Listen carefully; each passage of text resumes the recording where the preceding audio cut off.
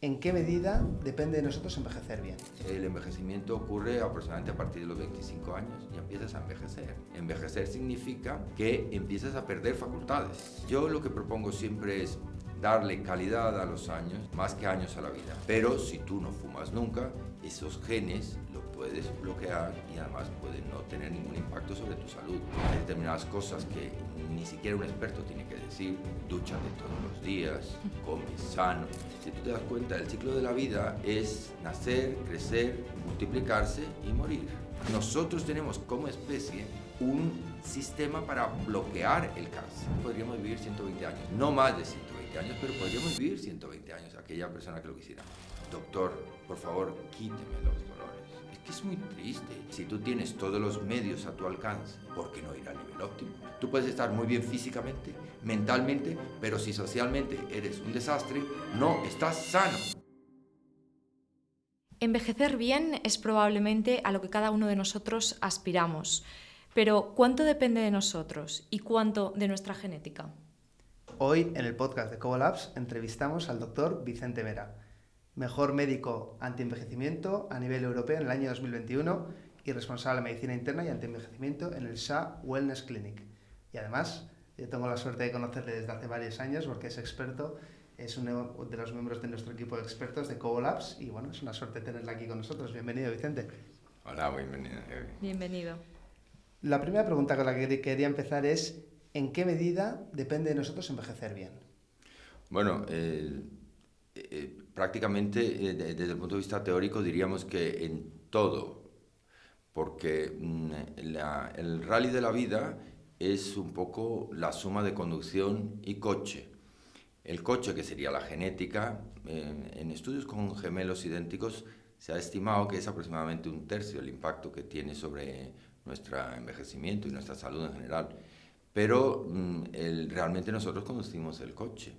Es decir, si ponemos como ejemplo pues, a Sainz, por ejemplo, el que ha ganado el último rally París-Dakar, lo ha ganado 4 veces, con 60 y tantos años, con 4 vehículos distintos, distintas marcas. Esto explica que probablemente lo más importante no es la marca de coche. La marca de coche sería nuestra genética, que puede ser buena, mala, que por cierto no la decidimos, nos viene dada en el momento de nuestro padre, nuestra madre, nos aportan un coche y nosotros tenemos que conducirlo. Y a veces con coches buenísimos no conseguimos buenos resultados. Y esto es un ejemplo muy gráfico de qué es lo que ocurre. Es decir, que un buen conductor puede incluso oponerse a una mala genética. La respuesta sería entonces que depende de todo. Es decir, somos el conductor del vehículo. Entonces, más importante, claro, sin coche tampoco hay, no podemos ganar el rally. Claro, no Pero claro. si tuviéramos que decir, digamos, en términos prácticos, sería más o menos un tercio la genética y el doble, 2 veces más, 2 tercios, sería nuestro estilo de vida. Imagínate que la genética o la predisposición genética que tenemos es mala. ¿Podemos hacer algo o estamos sentenciados? ¿Tenemos influencia en modificar esa genética? Revertirla. Efectivamente, si esto es algo nuevo, antes pensábamos que no, porque al principio nos preocupábamos mucho en conocer el mapa genético. Entonces, gran parte del esfuerzo en genética, en genómica, era saber el libro. Pero una vez que hemos encontrado el libro, ya hemos visto que lo más importante no es lo que está escrito, sino cómo leemos el libro. Es decir, el libro tiene una serie de signos de puntuación y en función de cómo lo leas, pues tienes un sentido totalmente distinto. Lo importante no es, por tanto, tan el mensaje cuanto los signos de puntuación. Esto quiere decir que sí que somos capaces de poner esos signos de puntuación, el punto aparte, el punto y seguido, la coma, el punto y coma. Todo esto son que nosotros podemos hacer lo que se llama en inglés el switch on, switch off de los distintos genes. Es decir, que puedes tener un gen que puede ser favorable y que tú, por un estilo de vida desfavorable, un ejemplo muy gráfico son varios genes que están relacionados con el cáncer de pulmón, la capacidad de toxificar el alquitrán del tabaco. Esto hay gente que lo hace muy mal, pero si tú no fumas nunca, esos genes los puedes bloquear y además pueden no tener ningún impacto sobre tu salud. Y al revés. Además, lo más curioso de todo esto es que ese bloqueo, ese switch off, puede determinar incluso que tu descendencia ya no tenga el gen malo. Esto es una cosa nueva y esto muy es interesante. esto Es decir, que cuando tú eres capaz de tener un estilo de vida saludable, a lo mejor el gen que en tu familia había transmitido siempre problemas de tiroides, problemas de, etcétera, de cáncer, pues puedes ser capaz de revertir. Y tú, lógicamente, si estos estilos de hábitos se hacen en edades tempranas y antes de la fertilidad, Claro. lógicamente, antes de tener el niño, no después.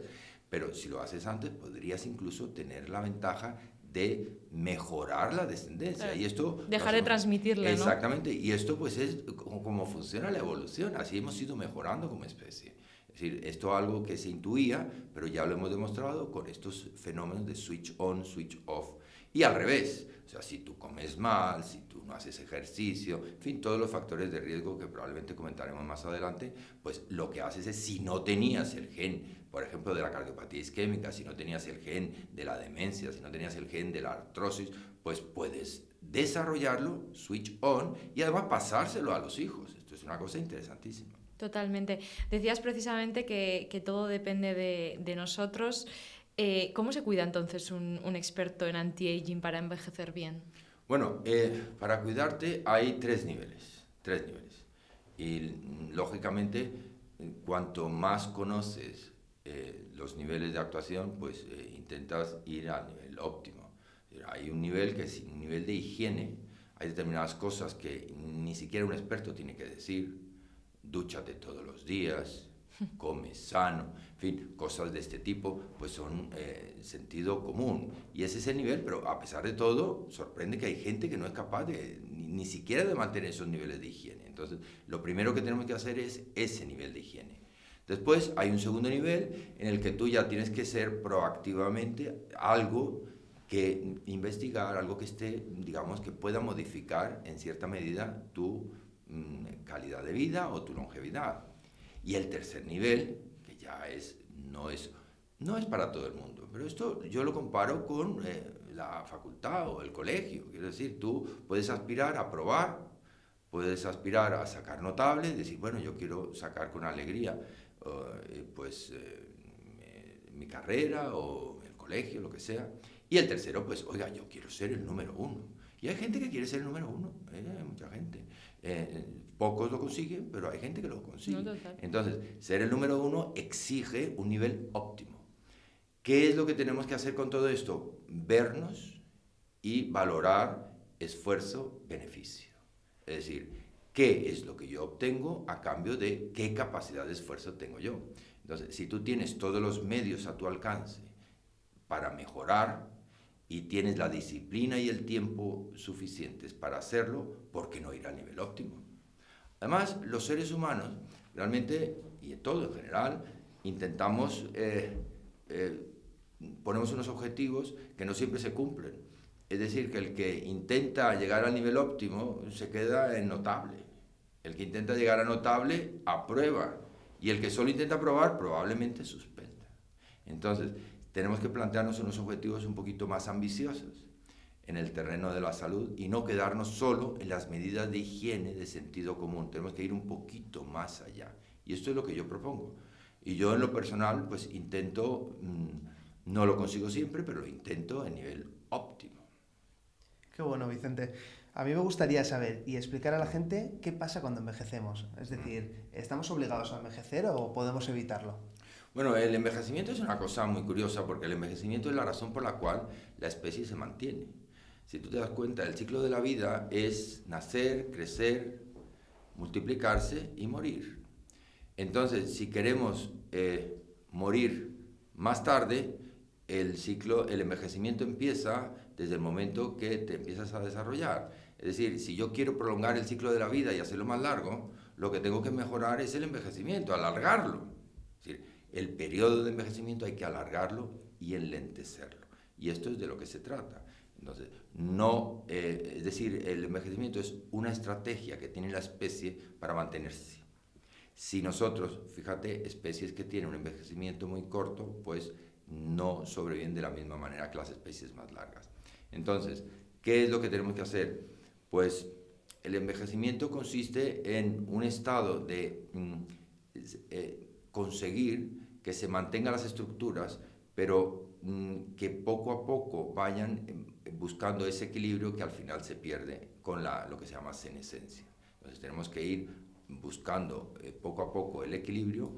En la especie humana el envejecimiento ocurre aproximadamente a partir de los 25 años y empiezas a envejecer. Envejecer significa que empiezas a perder facultades. Esto entendido, si me preguntas de una manera sencilla, ¿qué es envejecer? Es perder facultades, ni más ni menos. Lo que pasa es que se trata de ir perdiendo facultades muy, muy poco a poco y ir sacando el lado positivo de precisamente esa pérdida de facultades. Porque cuando pierdes unas facultades, en el mundo equilibrado de las facultades pierdes unas y ganas otras, si te mantienes vivo. Entonces, de lo que se trata es de mantener esa situación, básicamente en las funciones fundamentales que son movilidad, cognición, reproducción y, lógicamente, el aspecto físico. Todo esto se puede ir cambiando con el tiempo y esto es el envejecer. Y nos podemos oponer, mejor que oponerse, yo lo que creo que debemos vivir una vida acorde con nuestras posibilidades en cada momento. La especie humana está diseñada, tenemos un diseño ya de antemano que es el límite. Esto es como si tenemos un piso que son 150 metros cuadrados y no podemos ir más allá. Entonces, tenemos 120 años. El cuerpo humano está diseñado para 120 años. Esto se conoce muy bien en el laboratorio, con cultivos celulares. La célula se divide y se vuelve a dividir y se vuelve a dividir y esto normalmente lo hace unas 60 veces. ¿Estamos hablando de 120 años cronológicos o biológicos? No, cronológicos. Wow. Nosotros podríamos vivir 120 años. No más de 120 años, pero podríamos vivir 120 años, aquella persona que lo quisiera. De hecho, hay los límites, esto lo corrobora la epidemiología, porque la gente que más ha vivido en el planeta, pues han sido documentados, porque ahí tenemos a Matusalén que vivió 800 años, pero documentado, pues desde el principio de los tiempos en los faraones. Ramsés II, por ejemplo, llegó a vivir pues unos cuantos años, llegó casi a los 90 años, es decir, que no es una cosa nueva el vivir muchos años, pero esto lo tenemos que plantear una estrategia si queremos vivir con calidad. Yo lo que propongo siempre es darle calidad a los años, es decir, vida a los años, más que años a la vida. Pero es muy curioso, porque en mi experiencia, ya son muchos años con esto, yo a las personas que consigo añadirles calidad de vida, normalmente viven más años. Exactamente. Entonces, claro, la estrategia claramente es esa. Es decir, el objetivo fundamental es mejorar tu calidad de vida en el momento que empiezas a envejecer, que empieza a los 25 años. Y a partir de ahí, las personas que tienen mejor calidad de vida son las que más años van a vivir. Entonces, sin embargo, plantear la estrategia inversa de intentar mejorar, que hay algunos investigadores que el único objetivo que tienen es que vivamos no 120, sino 150 años, estos bloqueos, por ejemplo, en determinados genes, etcétera, que se están intentando con animales, etcétera, si no van orientados hacia la calidad de vida, son experimentos muy difíciles y muy complicados y muy costosos y poco prácticos en el día a día. Entonces yo creo que lo mejor es intentemos mejorar nuestra calidad de vida y verás cómo poco a poco vamos mejorando nuestra longevidad. Pero ¿cómo nos podríamos imaginar el envejecimiento, o voy más directa al grano, cómo el envejecimiento está relacionado a nivel científico con los telómeros? Sí, correcto. La razón por la cual ocurre la senescencia en el laboratorio, esto hay que ir al laboratorio para entenderlo. Entonces, ¿por qué tú tienes en un cultivo celular, yo lo he hecho, tienes en un lado células que se reproducen y se reproducen una y otra vez? Pero normalmente las células normales, las células sanas, cuando llega la división número 60, 50, 60, dejan de dividirse y pasan a un estado en el que siguen vivas, pero es un estado de senescencia. Y otras que se dividen y se dividen y se dividen y nunca dejan de dividirse. ¿Sabes cómo se llaman esas células? Cáncer. Las células, esta es una cosa muy interesante, el equilibrio que hay entre lo normal y lo patológico. Es decir, si buscamos vivir muchos años, podríamos buscar vivir al infinito, tendríamos que tener todas nuestras células cancerosas. Claro. Claro. Porque la célula cancerosa, por definición, tiene 3 aspectos. Uno, se divide al infinito, es decir, nunca dejan. Todavía hay en algunos laboratorios células, por ejemplo, de algunos tumores de células plasmáticas, etcétera, que siguen dividiéndose después de muchos años. Wow. Cuando normalmente, lo lógico, después de siglos, siguen dividiéndose y dividiéndose, no paran nunca. Por definición, la célula tumoral, esa es la definición. Y entonces nosotros tenemos como especie un sistema para bloquear el cáncer y un sistema para que, lógicamente, al mismo tiempo que bloquea las células cancerosas, porque si algunas de las células predominan sobre otras, imagínate que todas nuestras células empezaran a crecer al infinito. Claro. Nosotros, sería el caos total, sería muy difícil porque el cuerpo tiene unas dimensiones y un espacio limitados. Entonces, si empieza a crecer tu pelo mucho más que la piel, pues habría un problema. Entonces, ¿qué ocurre? Hay un mecanismo que intenta controlar que ese crecimiento sea al infinito, y son los telómeros. Entonces, los telómeros son la parte final del libro, del ADN. Recuerda que cada célula tiene ADN. Y en el ADN viene la información de la que disponemos, de la que necesitamos para producir cualquier tipo de proteína en el organismo. Esto se produce al final del ADN, el código está cerrado como una especie de lazo de estos que ponemos en los zapatos, o cubierta, que puede ser, se compara a veces con la cubierta de un libro, la tapa de un libro. Esto son bases que no dan información práctica, pero que protegen al libro. Entonces, poco a poco, cuando tú vas usando el libro y vas usando el libro, la pasta, la parte que cubre el libro, la tapa, se va perdiendo, y en ese momento, cuando el telómero queda descubierto, el DNA se inestabiliza y se pierde. Y esto es lo que hace que el individuo entre en senescencia y muera. Entonces, tenemos que jugar con el mantener, no acortar ni alargar, porque si alargamos demasiado los telómeros, ya sabes que tenemos el otro problema. Por eso aquí es un equilibrio bastante curioso entre mantener tus telómeros en buen estado, cuidarlos, y esto hay muchas maneras de cuidarlos, con estilo de vida, con suplementación, etcétera. Y otro es pretender tener los telómeros eternamente largos, porque esto sería llevarnos al cáncer. Y los que los tienen muy cortos, lo que hacen es que entran en senescencia muy pronto. Como todo en la vida, hay que buscar un equilibrio entre mantenerlo. Y esto hay muchas intervenciones sobre telómeros que actúan sobre básicamente los 7 pilares de la salud, que todos acaban modificando en mayor o menor medida los telómeros. La alimentación, en calidad y cantidad, esto hay muchos estudios que en función del tipo de alimentación mejoran tus telómeros o suben o bajan. El ejercicio físico está perfectamente demostrado que las personas que son más activas, dentro de unos límites, también tienen telómeros más largos. Curiosamente, el sueño, por ejemplo, la gente que duerme más años, que duerme más horas, tiene también unos telómeros más largos. Entonces, fíjate el nivel de actuación. El del sueño está muy bien estudiado, incluso con kilobases. Es decir, los telómeros se miden pues como en milímetros, unidades. Imagínate unidades de Lego que tú vas poniendo para proteger la figura principal, la proteges con unidades de Lego, y cada Lego es una base. Y eso se mide en kilobases, miles de bases que protegen. Pues esto, hay una relación prácticamente lineal entre las horas de sueño, por ejemplo, y sueño reparador, no estamos hablando de solo horas de sueño, y los telómeros. También las personas que gestionan mal las emociones, el estrés continuo, pero básicamente recordad que el estrés no es lo más importante, sino cómo gestionas las emociones. Y por supuesto hay algunos datos con microbiota, que también depende mucho de la alimentación y de los probióticos que utilicemos. Hay una bacteria que se llama Akkermansia, que está claramente relacionada con la longevidad. Entonces, todo está muy bien estudiado. Y, por supuesto, la situación hormonal y las toxinas. Las personas que fuman tienen telómeros infinitamente más cortos que los que no fuman, etc.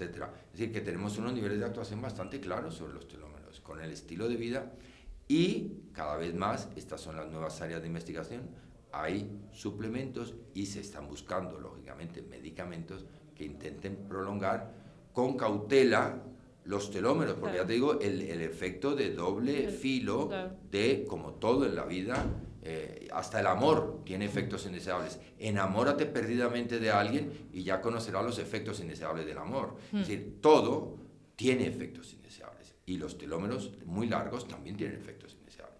Decimos que la edad biológica se mide por la longitud media de los telómeros.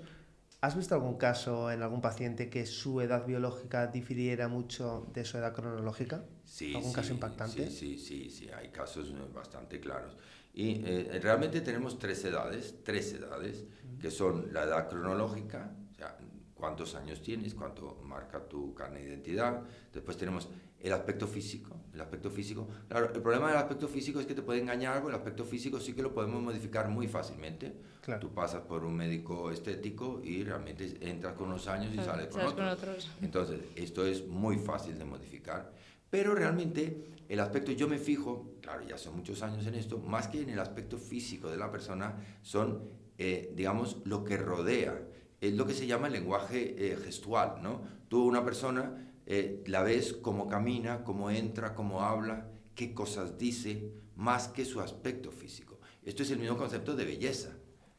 Totalmente. Como la belleza cambia tanto en culturas, la gente que ha viajado pues sabe que la belleza puede estar en cada cultura totalmente diferente y no necesariamente unas razas son y épocas. Exacto. Ha ido por cambiando. Ejemplo, en Asia quieren estar cuanto más blancos posible y aquí en pues, Europa cuanto más morenos mejor. Y también en el tema cultural, en época de Renoir, pues la mujer era voluptuosa, era gordita, era realmente la mujer atractiva, y pues en otros estilos pues la mujer es más delgada, etcétera, y lo mismo con los hombres, más andróginos, menos andróginos.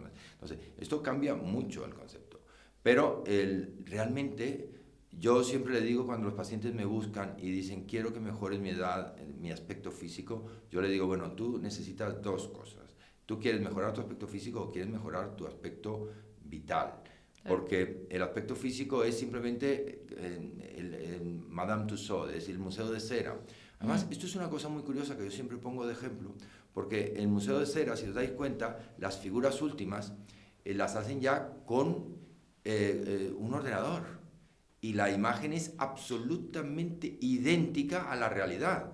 Pero cuando vas al Museo de Cera, habréis ido a un museo de cera, y ves cómo la persona dice, oye, todo el mundo critica las imágenes de Cera. Dice, se parece, pero no es Ronaldo. Exacto. Yo lo veo... O no lo han hecho, las facciones no son las mismas. ¿Por qué? Sí, pues, ¿dónde está el error? El error está, te estoy diciendo que están utilizando 4 ordenadores tetradimensional, y se sabe perfectamente, la figura es idéntica al original, pero ¿sabes qué es lo que ocurre? Que no se mueve, no habla, no sonríe, no mueve las manos. Entonces, claro, esa persona no es la que tú estás viendo. Entonces, eso es lo que yo le intento decir siempre a la gente. No se trata de tener un aspecto sin arrugas, un cutis perfecto, no, sino de tener vitalidad, transmitir. Y no solo eso para la juventud, sino para la belleza. Sí. Hay ejemplos como los de Diana de Gales, en la que tú ves a Diana de Gales y ves parte por parte cómo era ella, y realmente era una chica no especialmente guapa, pero el conjunto, dependiendo además de la época en la que tenía, antes y después, era una persona que llenaba un salón, es decir, la belleza y la juventud son fruto de esa combinación, no del aspecto físico. Y después viene el tercero, que viene dado por realmente, que es lo que realmente llamamos edad biológica, pero buscamos nosotros siempre biomarcadores para saber si estamos bien o estamos mal, utilizamos los telómeros, hay otras medidas que son la metilación, que estamos utilizando ahora mismo. La metilación la hemos traído de los animales, porque los telómeros, para utilizar la edad biológica, si os fijáis, tenemos siempre que comparar con la edad cronológica. Claro. Y en los seres humanos todos tenemos, la mayoría de la gente sabe el día que nació. Y el año. Y el año, por supuesto. Pero, ¿cómo sabes tú con una tortuga? Si sabes que tienes 200 años, ¿cómo has calculado el día que nació? Claro. Es decir, es muy complicado. Entonces, lo haces, como no tenemos fecha de nacimiento de los animales, se utilizan técnicas de metilación. ¿Qué es metilación? Exactamente. La metilación es que el ADN son grupos de bases que hemos hablado, en los que están unas secuencias que se conocen muy bien. Los telómeros, recuerda que son una secuencia normalmente repetitiva de esa misma base, pero que no tiene ninguna finalidad de producir proteínas, sino solo de protección estructural. Pues bien, cada vez que tienes un evento en la vida, bueno o malo, esto es otra cosa interesante, la genética marca. Es como las marcas que ponemos en los libros. Cuando tú lees un libro y tú dices, mira, esto que me están diciendo de la metilación, mira qué interesante, lo quiero repasar. Tú pones una línea, pones un marcador, pones algo que hace que tú, o subrayas simplemente. Pues esto es lo que hace la genética. Cuando tú tienes una cosa que te interesa, por ejemplo, tú has tenido un estrés postraumático, en ese momento metilas todo tu ADN.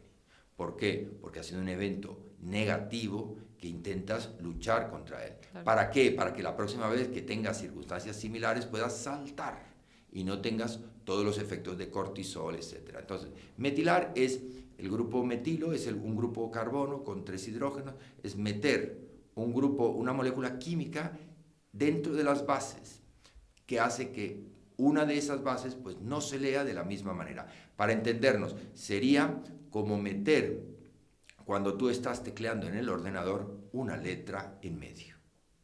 Entonces, esa letra en medio permite ciertas lecturas, pero interfiere y puede incluso modificar totalmente el sentido. Exacto. Si tú pones una S en una palabra, ya sabes que en vez de estar hablando de uno, estás hablando de más de uno. Entonces, todo este tipo, eso se llama metilación. Y nosotros podemos medir muy fácilmente esas metilaciones.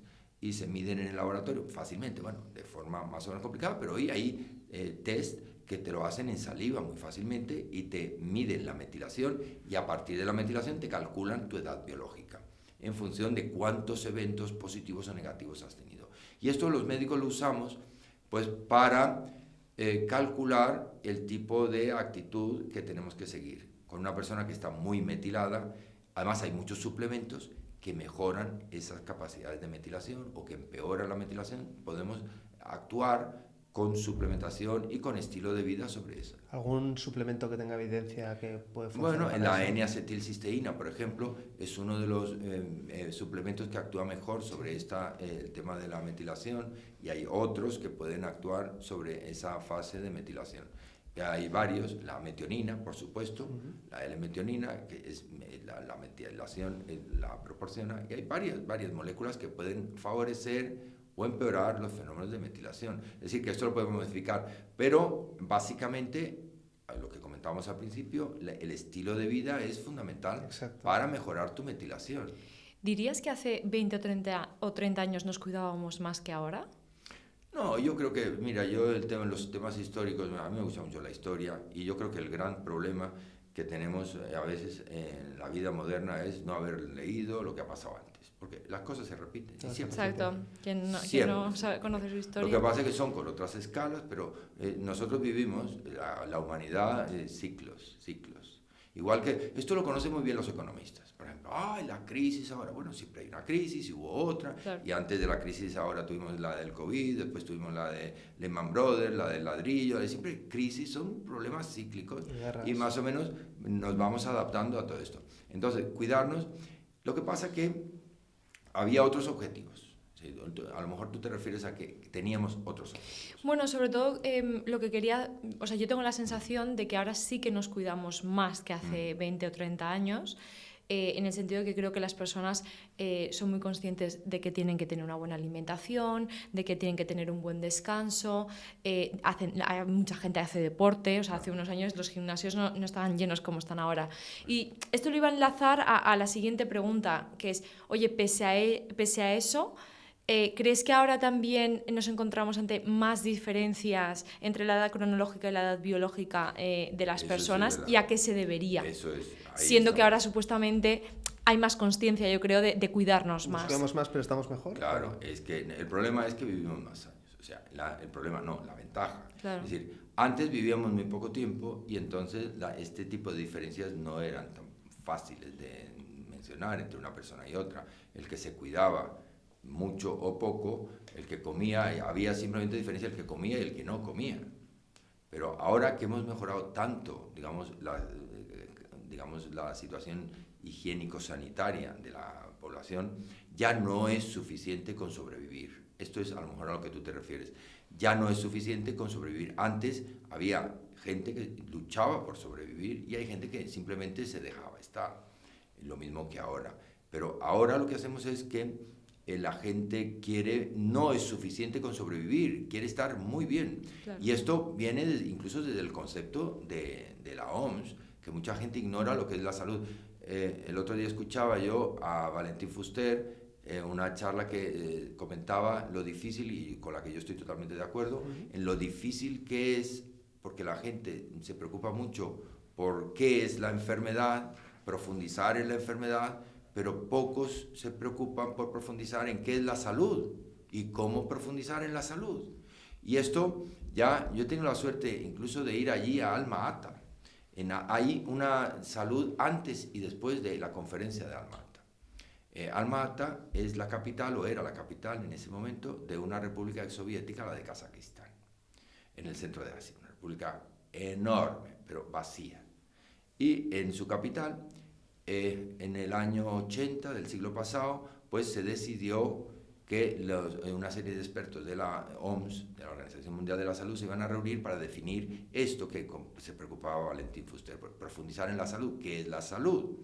Y entonces, hasta entonces, la salud siempre había sido, que es lo que comentábamos antes, la gente se preocupaba simplemente por no tener enfermedades. Claro. La salud, el concepto de salud era no tener enfermedades. Entonces, una persona que se cuidaba era la que no tenía enfermedades. Y, bueno, intentaba llevar una vida más o menos sana, sin tener enfermedades. Pero a partir de esa conferencia se dijo, la salud no es solo la ausencia de enfermedad. Esto es muy importante. Es súper importante. Entonces, que se llevaron 3 meses en los expertos. Bueno, crea una comisión de expertos y déjalos trabajar y verás tú cómo entre comida y comida van decidiendo poco a poco. 1 mes para cada uno de los conceptos que te voy a mencionar ahora. Primero es, la salud no es solo un concepto de enfermedad, todo el mundo estuvo de acuerdo, todo el mundo, claro, dijeron, sí, efectivamente, vamos a poner una nueva era en el mundo. El ser humano no está sano no solo cuando está sin enfermedad, sino, y ahí viene el condicional, sino el bienestar. Esto es lo mismo que pasa con la gente que hablábamos antes. Ya no es suficiente con que no pases hambre y sobrevivas. Ahora lo que tienes que tener es calidad de vida, ¿no? La gente, que estos son los problemas que tienen ahora nuestros jóvenes, no es solo llegar a fin de mes, sino, oye, poder tener tu ocio, dedicar dinero a otras cosas. No basta con solo llegar a fin de mes. Claro. Yo quiero tener dinero para hacer otras cosas. O no. Entonces, hay que sobrevivir, hay que supervivir, ¿no? Exactamente. O sea, envejecer con calidad de vida, disfrutar de ese envejecimiento que evidentemente es inevitable, claro, o sea, claro, todos cumplimos años, nos hacemos mayores, pero con cuanta más calidad de vida lo hagamos, más lo disfrutaremos. Entonces, salud no es solo la ausencia de enfermedad, sino el bienestar físico. Es decir, esto de que tú te levantas por la mañana y, mira, muy triste para mí cuando yo veo en la consulta o en la clínica donde trabajo, oye, pues, doctor, por favor, quíteme los dolores. Es que es muy triste este tipo de personas que se levanta y lo único que quieren es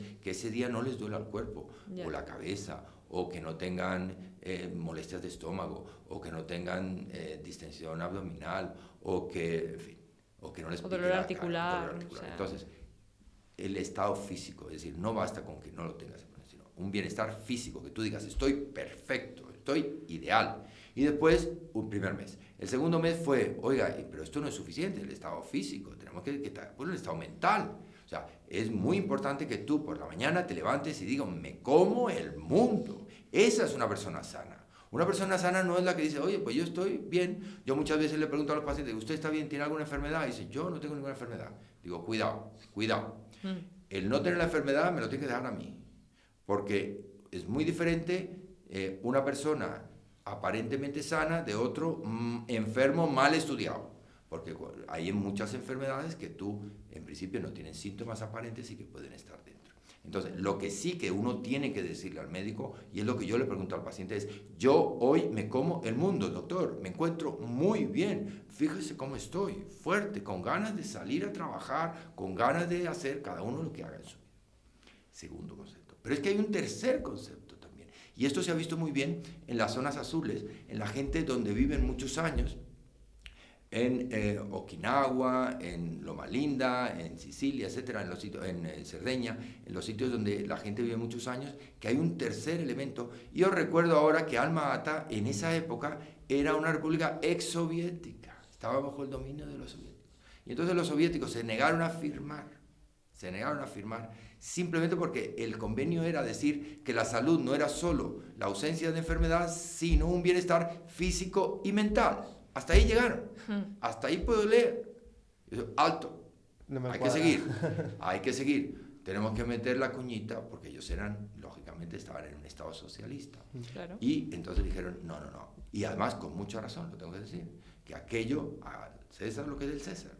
En aquellos momentos se entendió como una visión, digamos, politizada de la salud, pero hoy yo lo he visto y lo compruebo y lo certifico.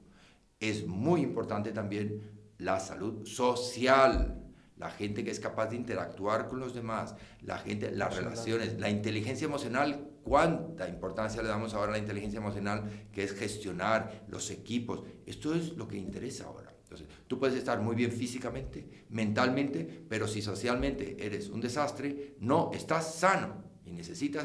Y nuestra sociedad está ahora sufriendo de ese problema. Sí. Mentalmente tenemos problemas, pero socialmente muchos. Entonces, ¿qué es la salud? Para definirla, al final quedó la relación diciendo que la salud no es solo la ausencia de enfermedad, sino un estado de bienestar, recordad la palabra bienestar, que es lo que tenemos que buscar, físico, mental y social. O sea, el entramado social. ¿Y esto cómo se consigue? Pues ahora hablaremos de todos los aspectos que hacen que nosotros no solo estemos sanos, claro, porque cuando estamos enfermos, esto no pertenece al terreno, digamos, de la gente normal. La enfermedad pertenece más al terreno de los médicos. Y resulta muy aburrida y muy triste. Entonces, lo que tenemos que hacer es intentar transmitirle a la gente el estado de bienestar, que ese sí que sobre el que puede tener control la gente y puede intentar buscar ese punto en la vida en el que estás muy bien física, mental y socialmente. Me gusta. Sabes un montón de medicina de antienvejecimiento o de proenvejecimiento, que es un concepto más novedoso, pero eres especialista en medicina interna, eres internista. Sí. Pero se nota que te encanta y que sabes muchísimo. Vamos, yo te conozco además y es así. ¿Cómo se interesa Vicente Mera, el doctor Mera, por la medicina antienvejecimiento? ¿Cómo fue tu viaje? ¿Cómo te empezaste a investigar y a especializarte? Sí, mi background es ese, el de la medicina interna. Es decir, yo cuando acabo la carrera me gustaba, tenía un problema, es que me gustaba todo. Entonces, a mí era una situación, pues no sé, como el pintor que le gustaba pues de todos los estilos y quería, pero tenías que meterte en alguno. Y yo me negaba a encasillarme en uno solo de los aspectos, ¿no? No me gustaba solo el arte cubista, ni los impresionistas, me gustaba todo el arte, toda la medicina. Y entonces digo, ¿qué puedo hacer? Y claro, la medicina es un poco esa parte en la que intentamos explicar lo que se llama la parsimonia. La parsimonia a veces es un concepto que se entiende mal y se habla de alguien parsimonioso cuando alguien es calmado, pausado, etc. Esa sería una acepción. Sí. Pero la palabra parsimonia realmente viene de otro origen. La parsimonia es un poco, los filósofos llamaban a alguien parsimonioso, desde Aristóteles, que era quitar todo lo accesorio y justificar todo bajo una misma causa. Es decir, yo estoy obligado como internista a darle una explicación a todos los problemas que tú me presentes. No vale 4 o 5. Bien, es verdad que es complicado. Pero tú ahora mismo, por ejemplo, si te doliera el estómago y empezaras a estar molesto conmigo, a intentar acabar la conversación que estamos teniendo lo antes posible, yo diría, tú estás intentando acabar la conversación, pero el problema es que te duele el estómago. Ese es el internista, ¿comprende? Entonces, ir al fondo de las cosas y explicarlo. Entonces, yo empecé con la medicina interna, pero me encontré, y además, por desgracia, con problemas con mi propio padre. Mi padre murió muy joven.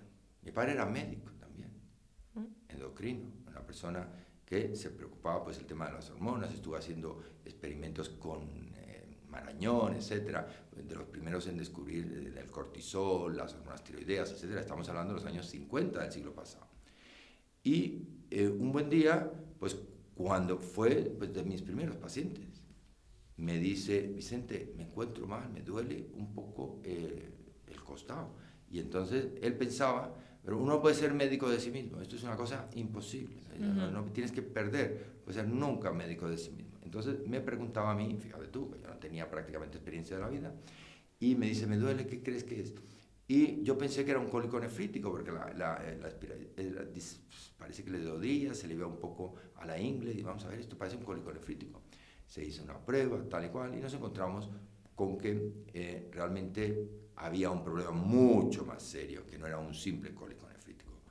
Pocos días después de aquello, una persona que puede ser mucho más joven que yo ahora, y que con la que tú estás hablando, es como si tú ahora mismo te veo yo y tú mañana te mueres. Esto es una cosa que a veces no entendemos, la fragilidad de la salud. Es tremendo.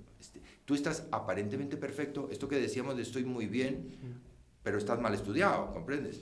Entonces, lo que puedes decir es, yo me siento bien, pero no estoy bien. Yo me siento bien. Pues bueno, al identificar estos problemas, me entró a mí una tristeza enorme, una tristeza vital. A mí me gustaría ahora, mi padre podría tener ahora 90 y muchos años. Y yo hace poco estuve en una conferencia en Barcelona, por cierto, con el profesor Sabater, un farmacólogo extraordinario. Estuvimos dando los dos la conferencia. Wow. Él, 30 años mayor que yo. Y yo creo que él dio la conferencia mejor que yo mismo. Entonces, mi padre podría ser esa persona ahora, ¿comprendes? 90 años de vida y estar perfecto, impecable. Pero ¿qué ocurre? Pues en medio se introducen variables que fueron las que me hicieron darme cuenta de que la salud había que ir antes, que son estilos de vida, sobre todo toxinas. En el caso de mi padre, lamentablemente, el tabaco. El tabaco es uno de los problemas, no lo vemos, pero ya lo vamos comprendiendo, que más vidas pues ha ido... Es un cáncer literal. Exactamente. Entonces, me di cuenta de que a lo mejor si él no hubiera fumado, pero claro, hoy, por ejemplo, todo el mundo tiene bastante conciencia de los daños del tabaco. Yo he medido el efecto del tabaco, por ejemplo, que son 10 años de vida. Yo siempre se le digo a una persona, oye, fumar. Digo, fumar supone para ti 10 años de vida. Y esto, en las edades en las que estamos teniendo los hijos ahora, o estáis teniendo los hijos vosotros, significa no ver a los nietos, cuidado, si a ti te quitan los últimos 10 años de tu vida, es que no ves a los nietos, no los ves, o los ves con 1 año, o con 2, pero disfrutar a los nietos, esto de llevarlos al colegio, explicarles, malcriarlos y todo este tipo de cosas. Lo que tiene que hacer un abuelo. Lo que hacen los abuelos. Ten en cuenta que nuestros abuelos de mi generación tuvieron a los hijos con 20 años. Claro. Y vosotros estáis teniendo a los hijos con 40 años. Entonces, claro, es que con 40 años ya... Y los nietos tendrán los hijos a los 40 y cuando tú te des cuenta tú tienes 80 años cuando eres abuelo. Y si tú no estás bien, no vas a ver a los abuelos. Me gusta mucho lo que estás diciendo, es prácticamente un perfil integrativo de ver el cuerpo como un todo y la relación que tienen unas cosas con las otras. Y la relación que tenemos todos en el mundo, es decir, que vamos poco a poco, vamos viviendo muchos años. Y entonces yo me di cuenta de que podría a lo mejor, y me entraba mucha pena, una pena vital, de decir por qué mi padre tuvo que morir tan joven. Claro.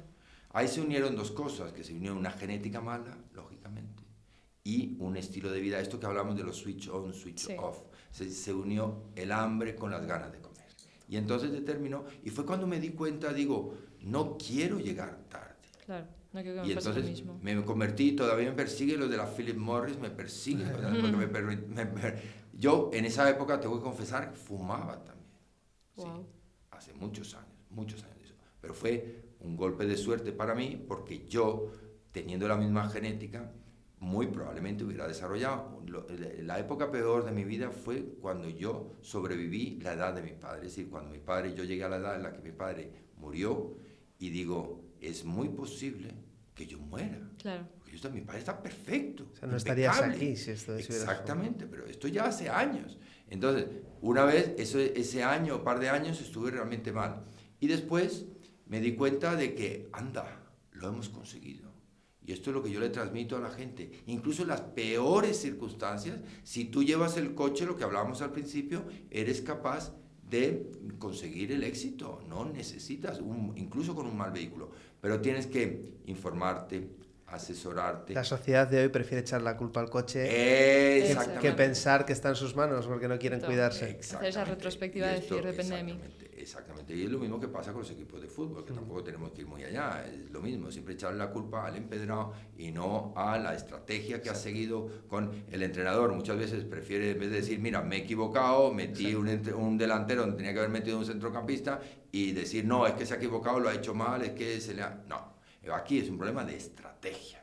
Y como tal, entonces me planteé que la estrategia tenía que ser totalmente diferente, tenía que ser proactiva y tenía que ser preventiva, que siempre es más fácil, más barata y con mejores resultados. Exactamente. Y por eso cambié. Aunque sigo, porque ¿sabes qué es lo que pasa? Que los seres humanos pues vamos lentamente comprendiendo este concepto. Y entonces hay mucha gente que lo intenta, pero no plenamente.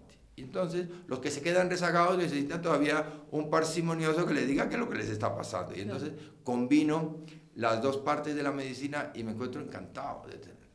¿Crees que a la industria le interesa promover la cultura de la prevención?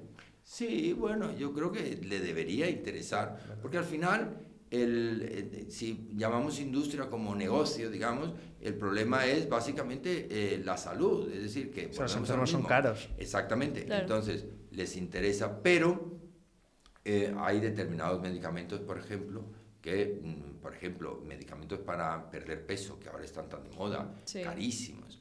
150 euros todos los meses y la gente, bueno, se da de bruces para intentar comprarlos. Y, sin embargo, si tuviéramos una prevención en el estilo de vida, la alimentación, el ejercicio, etcétera, para no engordar, no tendríamos que usar esto.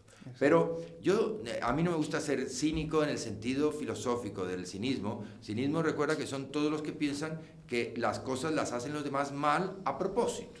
Yo soy muy confiado en la especie humana y sé que el que lo hace mal no lo hace a propósito siempre, sino que lo hace mal porque no sabe hacerlo mejor. Claro. Y esto pasa con los médicos. Mira, que yo a veces tengo críticas en este sentido y yo critico a mis compañeros, en el sentido de que, vamos a ver, ¿por qué un cardiólogo se interesa más en ponerte un stent, dedica más tiempo en asustarte con el stent, con el esto, con lo otro, o ponerte un stent, que en decirte come sano, haz esto, haz lo otro, haz ejercicio, tómate a lo mejor un suplemento para que tu colesterol no suba de forma fácil? Evita. Entonces, ¿qué es lo que prefiere? ¿Tú crees que es porque es cínico y quiere ganarse el dinero? Porque igual es que no lo sabe, ¿no? Es que no lo sabe, efectivamente. Los seres humanos hacemos lo que sabemos hacer. Y entonces, si tú eres un buen cardiólogo y pones buenos stent y te encanta poner stent y te das cuenta que salvas vidas, exacto, ¿para qué te vas a preocupar tú por el omega 3 o las medidas para bajar el colesterol? Si a ti lo que te interesa y lo que sabes hacer es lo otro. Entonces, yo creo que ese es el problema. Intentemos cambiar, y esto es el sentido de toda esta divulgación. Yo creo que es lo más interesante que tenéis, es transmitirle a la gente cómo está en sus manos todos estos conceptos de salud, que no tienes que ir al médico, no es necesario que un médico te diga estas cosas, es ponerse a pensar, dedicar, coger el podcast y escucharlo durante una hora mientras vas en el coche y ver qué es lo que se puede hacer muy fácilmente por tu salud, sin necesidad de esperar a que te pongan un stent o que te pongan alguna cosa. Nos hablabas de tu viaje, de cómo fuiste evolucionando tu pensamiento para crecer como médico y curar a la gente. También ha habido una influencia derivada por tu pasión por la historia y conocer otras culturas, ¿no? Entonces has viajado mucho y has conocido superalimentos y has conocido muchas cosas. Correcto. Cuéntanos ese viaje. Sí, mira, yo soy un ciudadano del mundo. Por encima de todo, el placer que más tengo a lo que dedico mi tiempo libre es a viajar. A viajar porque además tengo el gen del viaje.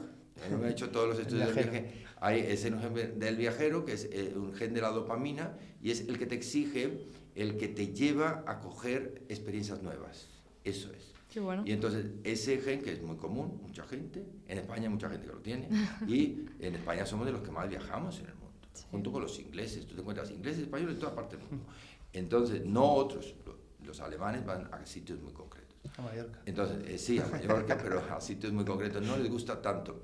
Y esto es lo que ha hecho, pues, los dos imperios que han globalizado el planeta, que son el inglés y el español. Es decir, no hay más. Y esto se debe a ese gen, es muy curioso. Entonces, a mí me ha gustado ir y conocer, porque las distintas culturas, he tenido algunas veces enfrentamientos con algunos compañeros por el tema de las dietas, en el sentido de que tú no puedes imponerle a alguien una dieta restrictiva, una dieta de un tipo o de otro, porque depende de muchos aspectos. Y además, yo comparo las dietas, por ejemplo, como los idiomas. ¿Tú cómo puedes definir que el idioma español es mejor que el inglés o el francés o el alemán? Son idiomas que cada uno en su concepto pues tienen sus aplicaciones y son tan bonitos para unas cosas y para otras. Claro. Pues lo mismo pasa con las dietas. Las dietas no es lo mismo hacer una dieta en un país que en otro. Y me fui a uno de los sitios a los que me fui, fue a Japón, porque me encantaba el que me daban la solución. Yo le ofrezco a los pacientes, porque tenemos tiempo limitado, y le digo, bueno, mire, yo soy un poco como Aladín, entonces tengo la lámpara maravillosa, hay 3 cosas que le puedo dar, digo, yo 3 da Aladín, yo doy 2, dígame, ¿qué 2 cosas quiere? Y lo curioso es que la mayoría de los pacientes me decían siempre lo mismo. Cuando tú le preguntas a alguien por 2 deseos médicos de salud, todo el mundo te dice lo mismo. Doctor, dice, ¿puedo elegir? Digo, seguro, venga, elija 2 cosas, no 3, 2. Y la primera es, oiga, quíteme 5 años de encima. Así, del tirón. Del tirón, 5 años de encima. O 10, alguien, los más avanzados dicen más. Y lo otro es, quíteme 5 kilos de encima. Estas son las 2 cosas. Pero es que es matemático, esta es mi experiencia clínica, no sé si es correcta, pero yo ya he visto unos cuantos miles de pacientes. Entonces, digo, ¿cómo conseguir esa varita mágica en la que la gente pierda peso y gane años de vida? Y entonces estuve buscando por el mapa, digo, ¿quiénes son los que más viven? En España vivimos muchos años, cuidado, estamos en el número 2, en el top 2, en el top 5 sin duda. Pero, claro, cuando vemos el peso, no somos los primeros. Tenemos una calidad y longitud de la vida buena, pero no estamos desde el punto de vista estético, digamos, físico, bien.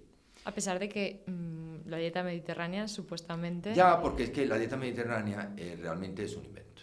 A ver, te voy a decir, la dieta mediterránea es un invento de marketing, no es como la dieta japonesa. La dieta japonesa, que ahora vamos a hablar de ella, es algo que está totalmente integrado en la población.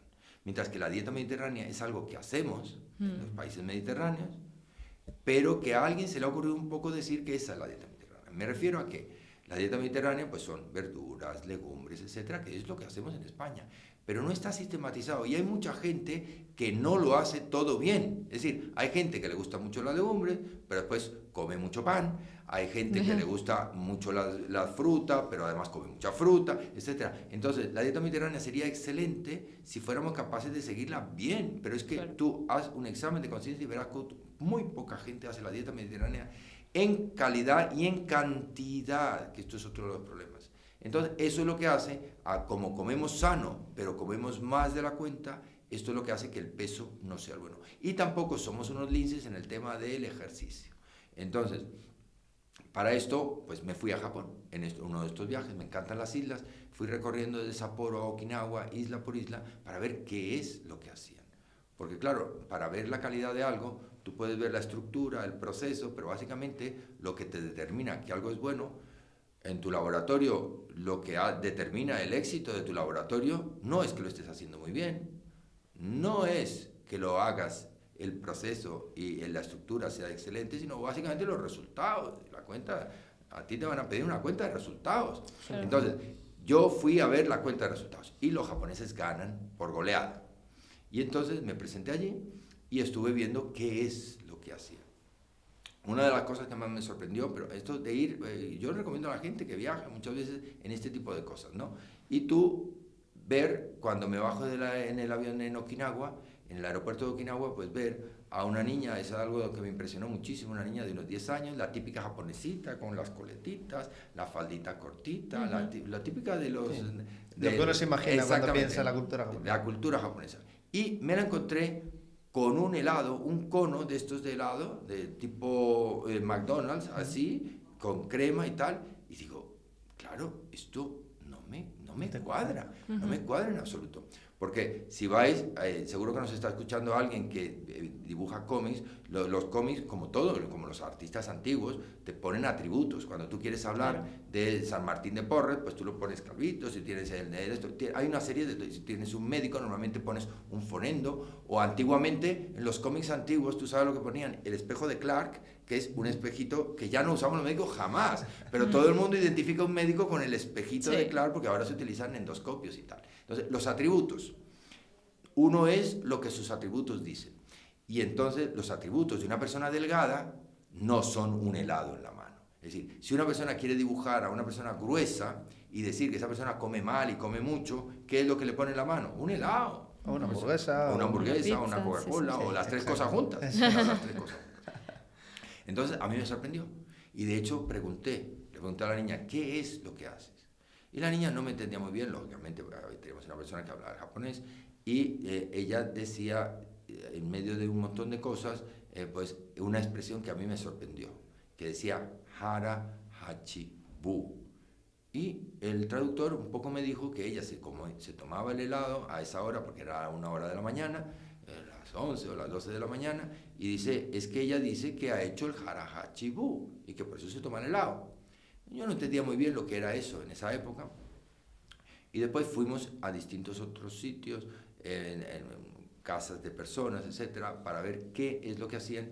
Y también encontré algún día en una señora, era una familia de clase media, la madre, en el momento que están terminando, ellos comen más bien tapas, ¿no? Es un poco el estilo tapas, es otra manera de comer.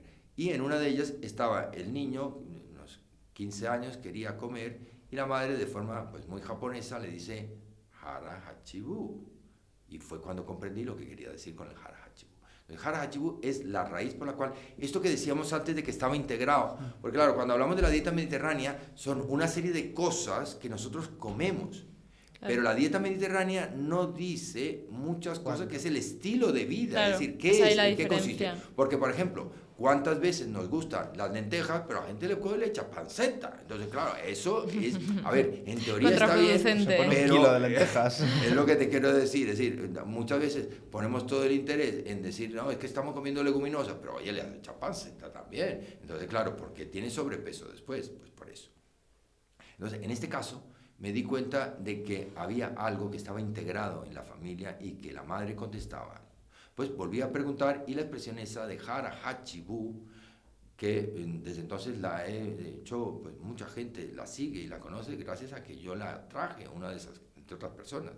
Y era lo de, el hara significa estómago, o hara, sí. lo puedes más o menos pronunciar, los ingleses le dicen era o era. El segundo hara. cerebro. Exactamente, el estómago. Y el hachi es el 80%. Entonces, se entiende muy bien para recordarlo que el harakiri el harakiri es kiri, en japonés significa puñal. Entonces, harakiri significa la manera que tienen los japoneses de morir con honor en la batalla, o que antes que entregarse al enemigo, pues se clavaban un puñal para decir harakiri, es decir, eso es lo que tengo que hacer para morir con honor, no entregarme al enemigo. Hara, que no es harakiri, es hara hachi. Hachi con H es el número 8 en japonés. Los que les gustan las artes marciales japonesas saben que el hachi, porque se aprende el hachi, es el 8. Y entonces ellos quieren decir que no habría que ponerle más de 8 de 10 partes al estómago en cada momento. Y esa madre, cuando le estaba diciendo al hijo que no siguiera comiendo, le estaba diciendo, ya ha llegado al 8, quédate ahí. Pero es algo que salía de forma muy natural. Y se lo intentaba enseñar al niño para que el niño comprendiera uno de los grandes retos y placeres, por cierto, de la vida, que es quedarse con un poquito de hambre. Esto, el que no lo ha hecho, no entiende lo que es ese placer. Esto es mantenerse en una situación de, digamos, de hambre pequeño, o sea, estamos hablando de un 20%, en una comida nuestra normal, en cualquier país de Occidente, sería, si hacemos la división calórica de un plato, sería, porque yo no quiero cambiar a la gente ni quiero modificar sus estilos de vida, el plato principal sería el 80%, el 60% de las calorías, es decir, lo que vayas a comer, el principal. El 20% sería el entrante y el 20% sería el postre.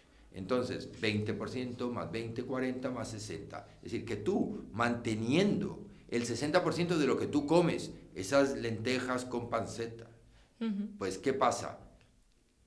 Para hacer tu hara hachibu es una cuestión de economía doméstica que ellos tienen totalmente integrada y que a nosotros nos falla, y que consiste en que si yo consigo ahorrar el 20% de lo que yo gano, ¿Qué pasaría tú a fin de mes? Si tú a fin de mes quieres darte un caprichito, te quieres comprar un bolsito, quieres ir al cine, quieres darte una escapadita a Sevilla o a Alicante, ¿qué haces? Pues tienes dinero porque lo has ahorrado. Has hecho tu jara hachibú del sueldo. Sí. Entonces, ¿qué ocurre? Si nosotros somos capaces de ahorrar ese 20%, ¿cómo lo ahorramos? Pues el día que comemos el entrante no hay postre, y el día que hay postre no hay entrante, es elegir. Oye, Para que el día que te excedas lo compenses de alguna forma. lo que me decía la niña, ahora entendéis lo que me dijo la niña, Claro. yo he hecho mi jara hachibú, oiga, si yo he ahorrado durante todo mi mes mi 20%, tengo todo el derecho del mundo a gastarme el caprichito que quiero. Y eso es lo que hace que nunca ganen peso. ¿Por qué? Porque siempre están justos y llegan al punto justo. Mientras que los demás tenemos muchas dificultades para llegar a fin de mes. Es decir, que al final siempre nos pasamos. Bien porque comemos mucho, o bien porque hacemos poco ejercicio. Claro. Lógicamente, el que come más debe hacer más ejercicio, y si no, el equilibrio no vale. Es una cuestión doméstica. Y este concepto de jara hachibú se hace. Pero la pregunta que viene inmediatamente después es, que me la dicen a mí los pacientes, dice, doctor, de acuerdo, yo entiendo la economía doméstica, pero eso yo no lo puedo hacer. Y digo, ¿por qué? Digo, porque tengo hambre. Y digo, ¿cómo quitarte el hambre? Y ahí es donde viene lo de los superalimentos. Entonces, ellos tienen, los japoneses, un superalimento que es el miso, que es extraordinario. Yo invito a todo el mundo a que consuma miso y que coja ese pequeño cambio. Yo, en los estilos de vida, sigo la ley de Pareto. Pareto es un economista que mucha gente que esté dedicada al mundo de la economía, pero lo aplicamos en medicina también. Significa, este hombre decidió que, después de muchas investigaciones, que casi todo lo humano, en concreto lo económico, viene dado por su ley, en el que el 20% del esfuerzo que dedica a hacer algo da el fruto en el 80% de los resultados. Sí. Es decir, en esta empresa, por ejemplo, tenemos 10 empleados, de los cuales 2 son los que están sacando el trabajo, y los otros 6 están ahí, son necesarios porque hay gente que tiene que trabajar, pero solo consiguen el 20% de los resultados, son necesarios. Pero lo mismo pasa con el tema de los superalimentos. Entonces, introduzcamos. Yo no pretendo que la gente cambie. Yo lo que pretendo es que, siguiendo la ley de Pareto, hagas pequeños cambios en tu vida que sean responsables de un impacto tremendo. Claro. Y el miso, yo lo he comprobado con muchos pacientes, muchos pacientes. Una tacita de miso todos los días, del tamaño de una taza de té, que tampoco tiene que ser tanto, muy fácil de preparar. Se consigue en los herbolarios, se consigue en los supermercados. En Mercadona hay un miso, no es el mejor, pero es un miso. Recordad que lo mejor es enemigo de lo bueno. Ahora me acaban de decir que hay otro laboratorio que ha sacado un miso muy bueno, etcétera, etcétera. El miso está triunfando. Yo no sé si tengo algo que ver con eso, pero el miso está triunfando. ¿Y qué es lo que se consigue con el miso? Pues 4 propiedades fundamentales que deben tener. Los superalimentos son cosas que, además de darte energía, te dan algo más. Eso es lo que se llama un superalimento. Y un antialimento es algo que te da energía, pero que te resta algo bastante importante. Entonces, hay determinados alimentos que son, pues, antialimentos. El gluten es uno de ellos, por ejemplo. En algunas personas el gluten te puede empeorar. Hay mucha gente que es alérgica. Los lácteos, por ejemplo. La lactosa, hay mucha gente que es intolerante a los lácteos. No todo el mundo, pero hay gente. Entonces, esos son, digamos, antialimentos en algún aspecto. Y los superalimentos son aquellos que te proporcionan más. El miso, uno de ellos. El aceite de oliva es otro. El aceite de oliva es algo fenomenal de nuestra dieta mediterránea que debemos incorporar, pero eso lo sabe todo el mundo. Pero ¿por qué no incorporamos algo de la dieta japonesa comprobado durante siglos que es efectivo? Pues el miso, uno, te quita el apetito. Entonces, cuando tú te tomas una sopa de miso todos los días, consigues reducir tu apetito, ¿no?, bastante llamativo. Es decir, que la gente no tiene hambre. Y no tiene hambre, para esto hay que hacerlo por la mañana y hay que hacerlo de forma consistente todos los días. Para que tenga, el miso lleva un producto que se llama, el miso es algo fermentado, es un producto fermentado, comparémoslo con el vino. El vino es un fruto de la vid, de una fruta que se pisa. Sabemos cómo se hace el vino, pero el miso no sabemos cómo hacerlo, porque no estamos en Japón. El que no haya estado en Japón no sabe cómo se hace, pero es igual que el vino. Es decir, es un cereal, no es una fruta. Ellos la pisan igual que el vino, le añaden cosas igual que el vino y crean como una especie de mosto que lo dejan estar ahí, fermenta y produce no alcohol, porque la fermentación es no alcohólica, sino que produce una sustancia que se llama ese ácido dipicolínico con unas propiedades extraordinarias, muy bien demostradas. Uno, quita el apetito.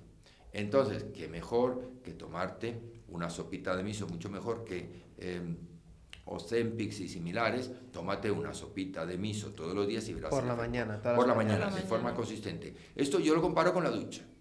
Antes hablamos de las medidas de higiene Sí. razonables, ¿no? Sí. Entonces, esto no hay que decirle a la gente que se duche todos los días. Pero ¿para qué te duchas tú? Tú te duchas para limpiarte, para aromatizarte, para refrescarte, en fin, cada uno, todos sabemos para qué nos duchamos. Pero imagínate que te duchas una vez al mes, por ejemplo. Todas las propiedades de la ducha se pierden. Claro. Entonces, Hay que ser constante. Si el miso lo usas todos los días, tiene su efecto. Si no lo usas todos los días, sino que hay mucha gente que dice, sí, me tomo el miso una vez al año. Eso no para nada. Que sí, sirve, interesante, pero no es lo que buscamos. Todos los días, una sopa de miso, pase lo que pase, que es lo que hago yo. Una sopita de miso, todos los días no me falla la sopa de miso. Y gracias a eso soy la envidia de mis compañeros, que todos están embarazados, y yo en medio, dice, ¿dónde está el embarazo? Pues no lo tengo, gracias a que te quita el apetito. 1. 2. Tiene unas propiedades probióticas fenomenales. Como es un producto fermentado, son probióticos naturales que te van muy bien. Los probióticos los puedes coger artificialmente, los puedes suplementar si no lo consigues, pero esto es una forma de probiótico natural, es un alimento probiótico. Entendiendo por probiótico que le das una carga de bacterias buenas para el organismo extraordinarias. Mejora tu digestión, etcétera, etcétera. Y con todo eso lo que conlleva sobre longevidad, que nosotros antes hablábamos de que una salud digestiva es fundamental para tener una longevidad importante y una calidad de vida. La tercera capacidad es extraordinaria, es la capacidad de limpieza del organismo. Tiene este ácido dipicolínico unas propiedades. Yo imaginad por un momento una persona que está acostumbrada a beber vino todos los días, el típico mendigo que está bebiendo vino, además vino en Tetrabric, por ejemplo, el vino Tetrabric, todos los días los Tetrabric. A que ahora mismo, si tuvierais que hacer, cuando hablamos de los atributos, si le pongo yo a una persona el atributo de un vino cualquiera en Tetrabric, automáticamente me lo pintarías con una nariz muy grande, con unas venitas aquí, la piel untuosa, en fin, el típico aspecto de un alcohólico. Sí. Entonces, si el alcohol consumido diariamente tiene este efecto tremendo sobre la piel que es lo que vemos, pero el hígado, etcétera, es lo que no vemos, los testículos, en fin, todos los órganos que daña el alcohol. Mientras que el miso hace exactamente lo contrario, te limpia. Y entonces ahora veis una persona, imaginad la típica japonesa o japonés con la piel tersa, como porcelana. Total. Que mucha gente piensa que es además un efecto genético. Dice, no, es que los japoneses tienen la piel como la porcelana. No, no es genético. Es una cosa del miso, que se lo toman todos los días y el miso te limpia la piel de una forma extraordinaria. Es como si fuera una doble crema desmaquillante, hidratante, humectante. Es una maravilla. Yo invito a todo el mundo a que lo pruebe. Yo voy a tener que probarlo Sí. con todo lo que estás diciendo. Es desde una luego. maravilla. Y entonces, pero recuerda que no es un día, esto es como si tú te Hay que ser usas constante. una crema hidratante todos los días y otra un día cuando te acuerdas. Pues eso no sirve para No nada. serviría. Entonces, esto, ¿por qué se demuestra que sirve? Porque hay en Alemania hay un experimento muy curioso con los japoneses. Recordad que en la Segunda Guerra Mundial se quedaron atrapados en Alemania, concretamente en Düsseldorf, varios miles de japoneses por el tema de la guerra, lógicamente. Y esa gente pues no salió. Y se quedaron allí en Alemania y hay segundas y terceras generaciones de esos japoneses. Los japoneses tienen muchas cosas buenas que estamos viendo ahora sobre su alimentación, pero tienen otras cosas complicadas, como son la xenofobia. Ellos nunca se casan por cuestiones más religiosas que de otro tipo, y ellos tienen que unirse pues, japonés con japonés. No hay matrimonios mixtos, hay muy pocos en Japón. Entonces, ellos estando en Alemania, pues podrían tener la oportunidad de casarse o tener hijos con alemanes o alemanas, y no los tuvieron con japoneses. Pero la segunda generación es sorprendente. La segunda generación de japoneses, si tú algún día tienes que distinguir, yo que he viajado mucho, soy capaz de decirte si una persona es japonesa, es china, es coreana. Y cualquier otra persona pues te ve los ojitos así y ya dice oriental, pero no eres capaz. La diferencia muy clara es cuando queráis saber si una persona es japonesa o no. Antes era la cámara de fotos, tú la cámara de fotos era japonés siempre, pero ahora ya como los japoneses no tienen la cámara de fotos porque ha bajado muchísimo la producción y la calidad de vida en Japón y el yen está por los suelos, ahora no tienen cámara de... Lo que tienen es que son delgados. Cuando tú veas un oriental delgado, normalmente es japonés. A veces también tailandés, porque también depende de algunos tipos de comidas, pero básicamente japoneses, son muy delgados. Y cuando tú tienes un japonés, un oriental un poquito más grueso, normalmente son chinos, porque los chinos tienen una dieta totalmente diferente y abundante. No hacen nunca el hara hachibu. Entonces, ¿qué ocurre? Estos japoneses, segundas y terceras generaciones, han tenido segundos y terceros hijos que uno esperaría que fueran, pues, el típico japonés delgado, con la piel, etcétera, lo que estamos comentando antes, el típica imagen de cómic. Pero no. Ahora tú dale a un japonés a comer codillo, el schnitzel, las patatas fritas, la cerveza, el pan, y entonces transformas al japonés. Entonces ellos ya no toman el miso. No toman el miso porque está demostrado que las segundas generaciones pierden totalmente los hábitos. Ahí tenéis en Francia, por ejemplo, pues las segundas generaciones de africanos, muchos argelinos, etcétera, que son franceses, totalmente franceses. Tú ves a un Zinedine Zidane, la manera de vestir, la manera de hablar, es un francés, pero no es francés, es argelino. Entonces, ¿por qué? Porque la segunda generación se integra totalmente en los hábitos de sus, no de sus padres, sino de sus amigos. De su ambiente. De sus amigos. Entonces, esto es lo que intentan. Y está el cuarto punto, entonces resumimos, quita el apetito, te limpia, te produce probióticos, que esto es fundamental, y la cuarta parte es todo el tema de longevidad. Es decir, consigue, esto todavía no lo hemos estudiado bien, pero se sabe que el miso tiene unos efectos enormes sobre la longevidad. Entonces, conseguimos pues matar 4 pájaros de un solo tiro. Claro. Esto es una maravilla. Y además, lo digo yo porque me gusta, está sabroso, está buenísimo. Es barato, no es complicado y te permite añadir, oye, qué interesante es añadir de vez en cuando algo exótico a tu vida, ¿no? Porque claro, tienes que ser aburrido y siempre lo mismo. Entonces, con algo exótico que realmente funciona y que te permite pues sorprender a lo mejor a tu pareja, mira, vamos a tomar miso. Y eso es algo que realmente funciona muy bien. Y yo lo recomiendo a todo el mundo. Yo, por ejemplo, me tomo todos los días el probiótico de Cobolabs en ayunas por la mañana. Ahora me voy a tomar el probiótico y el miso. Y el miso, correcto. Lo vamos a incorporar. Entiendo por lo que estabas diciendo que tanto el hara hachibu como la sopa miso son las dos cosas, esos dos hábitos que más te atraparon, ¿no? de la cultura japonesa cuando viajaste allí, ¿cierto? Sí, correcto. Hay muchas otras cosas y tienen cosas buenas y cosas malas, cuidado, claro, tienen cosas buenas y cosas malas. Pero yo siempre me quedo con el lado positivo y una de ellas es esa.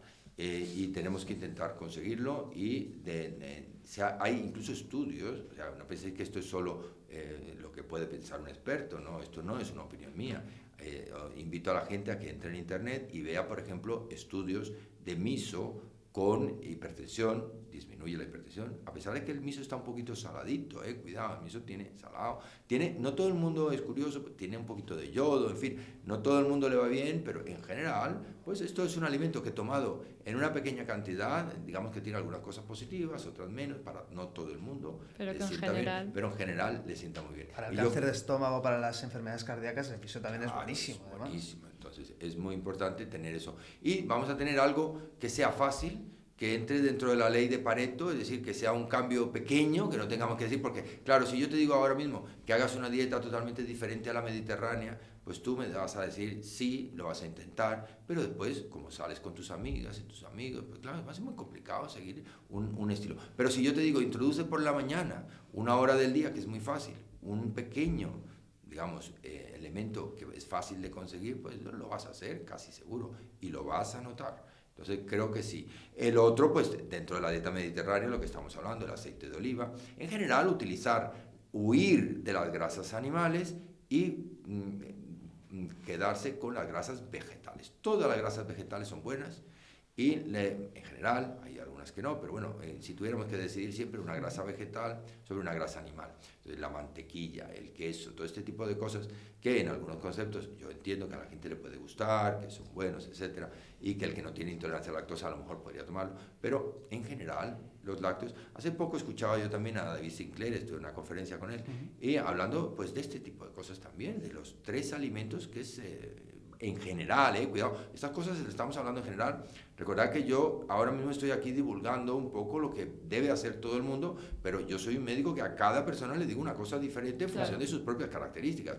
Pero en general, si tuviéramos que decir 3 cosas, habría que quitar, pues eso, la carne roja, no quitar, moderar en la medida posible. La carne roja, los lácteos y en general el azúcar. El azúcar, que ese es el gran veneno de nuestros días ahora mismo. El azúcar como tal, y que es el azúcar del café, digamos, y por supuesto todos los azúcares simples, es decir, los carbohidratos simples que provocan unos picos de insulina. La secuencia es: yo tomo el azúcar simple me sube notablemente la glucemia, es decir, los valores de glucosa en el organismo. Automáticamente tenemos un policía en el organismo que se llama insulina, porque la glucosa no puede estar alta. La glucosa es un poco como la temperatura, en el momento que sube, todo se estropea, todo se estropea.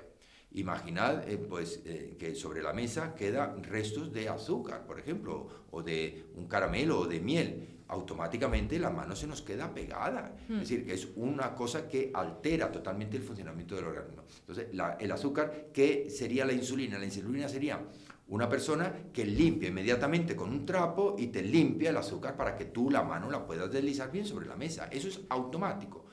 ¿Y qué ocurre con el trapo? El trapo pues hay que tirarlo. ¿Y tú sabes dónde tiramos el trapo lleno de azúcar? Debajo de la piel. Y debajo de la piel es la grasa. Es decir, la secuencia es muy fácil. Consumo azúcar, subo la glucemia, aumenta la insulina, y la insulina es una hormona lipogenética, es decir, que coge todo lo que nos sobra de azúcar, y si no lo usamos corriendo, lógicamente si tú eres una persona que está corriendo una maratón y te estás corriendo una maratón y te estás tomando azúcar pura, eso lo necesitas como fuente de energía. Pero si tú no estás corriendo la maratón, ese azúcar, recuerda la secuencia que estamos limpiando, y eso lo tenemos que guardar. Y después nos preocupamos: ¿por qué tengo grasa abdominal? ¿Por qué tengo grasa en las piernas? ¿Por qué tengo grasa? Pues es el azúcar. Y eso cuesta mucho trabajo convencer a la gente. De hecho, los triatlones que yo he hecho siempre intentaba posponer lo máximo la ingesta de azúcares para tirar de grasas al principio, de las reservas que tiene el cuerpo, mantener ese pico estable lo máximo posible, y cuando ya es un esfuerzo puntual al final, igual meterle el chute. Eso lo saben muy bien las personas que hacen deporte como tú, de este tipo de, digamos, alta energía.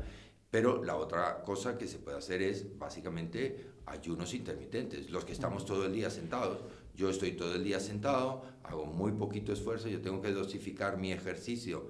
Esto ya hablaremos otro día, esto da para otro podcast, con el ejercicio en el nuevo sistema de Snack Sport, que es hacer pequeñas microdosis de ejercicio cada vez que puedas. Sí. Es mucho más fácil, por ejemplo, que ahora cuando terminemos esto, yo me ponga a hacer unas sentadillas, que lo hago además, no las haré en público, pero las hago. ¿Para qué?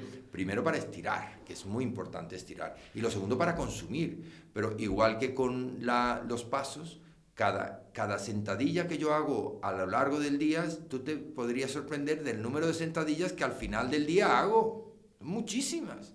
Pero claro, no las hago todas juntas, porque la gente, esto es uno de los grandes problemas, que pretende ir al gimnasio 1 hora o hora y media, de los cuales media hora vas en el coche. La otra media te quedas a hablar con la gente: oye, ¿recuerdas tal? Empiezas ahí a socializar, porque lógicamente el gimnasio es para socializar. Pequeños cambios que hacen mucho. Exactamente. ¿No? Y después te dedicas a hacer el ejercicio muy poquito. Entonces, el snack sport. Pero lo que estamos comentando es que esto lo puedes hacer de forma práctica, sobre todo la gente que no hace ejercicio como tú, tan fuerte, con el ayuno intermitente. Esto es una manera muy fácil de consumir tus reservas fácilmente, y además no solo las reservas de grasa, sino todo aquello que te envejece y te oxida. Tú un día, imagínate que vienes de uno de esos triatlones y llegas a casa y llegas muerto, y resulta que el día anterior se te ha olvidado ir a la compra, no has ido al supermercado. Y entonces tú vienes pensando que te vas a encontrar en, yo qué sé, lo que comes tú diariamente, y cuando abres, pues miras, no hay nada. absolutamente nada. En la nevera no hay nada en ningún sitio. Y tú dices, wow, y estás muerto de hambre porque vienes del triatlón. Entonces, ¿qué hago? ¿Qué hago ahora? Pues, ¿qué es lo que harías tú? Pues empezarías a coger esa lata de atún que está a punto de caducarse, que la tienes en una esquina y que nunca te la comes. Ese trozo de pan que está duro y que no... ¿Entiendes? Es decir, que cuando tú haces ayuno intermitente, reciclas todos esos materiales que están a punto de caducar, que están provocando problemas, que están empezando a oler mal, que está la consistencia mal, y los eliminas un día. Yo propongo un día a la semana, no más. Estoy hablando en términos generales. ¿Te refieres a 24 horas de ayuno? No, yo realmente estoy hablando en términos generales. Yo propongo un ayuno intermitente de 16 horas, no 24, 16 horas a la semana. Yo he aprendido a lo largo de mi vida a ser, y lo soy, consistente. O sea, más vale ser consistente y firme con cosas realistas. Claro. Que no intentar hacer un ayuno de 24 horas cuando es muy complicado hacerlo. Que si haces 14 horas de ayuno, las hagas cada día. Yo haría una cosa intermitente de 16 horas, que son, si te das cuenta, no son muchos, son 4 horas más tarde que desayunas, 4 horas más temprano que cenas, y en medio puedes comer lo que quieras, por cierto. Lo que pasa es que eso tiene un efecto muy curioso, porque cuando tú retrasas el desayuno y adelantas la cena, tienes muy poquito tiempo para comer, y el cuerpo, por mucho que tú comas, no puedes estar comiendo y comiendo y comiendo, porque hay que hacer otras cosas. Entonces, ese fenómeno del ayuno intermitente funciona muy bien. Mejora una cosa, la limpieza, el reciclado, esto que hemos dicho. La autofagia, perfecto, es el concepto. Y la autofagia está visto que todas estas mitocondrias, estos lisosomas que están llenos de sustancias tóxicas, que envejecen, los eliminas y puede generar nuevas mitocondrias, que es de lo que se trata. Esto es la teoría mitocondrial, de la que ya hablaremos, de todos los suplementos que necesitas para que esas mitocondrias funcionen y se generen bien, en cantidad suficiente, como son el NAD, el ácido lipoico, todos los que permiten que la cadena respiratoria esté bien. Pero para consumir esa cadena respiratoria tienes que eliminar todo lo demás. Y el ayuno intermitente es una manera muy fácil, muy práctica, con buenos resultados. Además tiene un efecto curioso que yo invito a la gente a que haga. Yo lo hago. El ayuno intermitente tiene una fase muy interesante. Y es que al principio pasas hambre, lógicamente, hasta que te acostumbras a hacerlo. Pero una vez que pasa esa hora o 2 horas en la que tú, digamos, estás diciendo, oye, esto es la hora de comer y no estoy comiendo, ¿no? Es la hora del desayuno y se está pasando y no desayuno. Y entonces al principio te encuentras un poquito mal, pero una vez que pasa, te encuentras extraordinariamente bien. Porque empieza la glucosa, se te agota y empiezan los cuerpos cetónicos. Los cuerpos cetónicos que el hígado produce, empieza a sacar de la grasa y a transformar.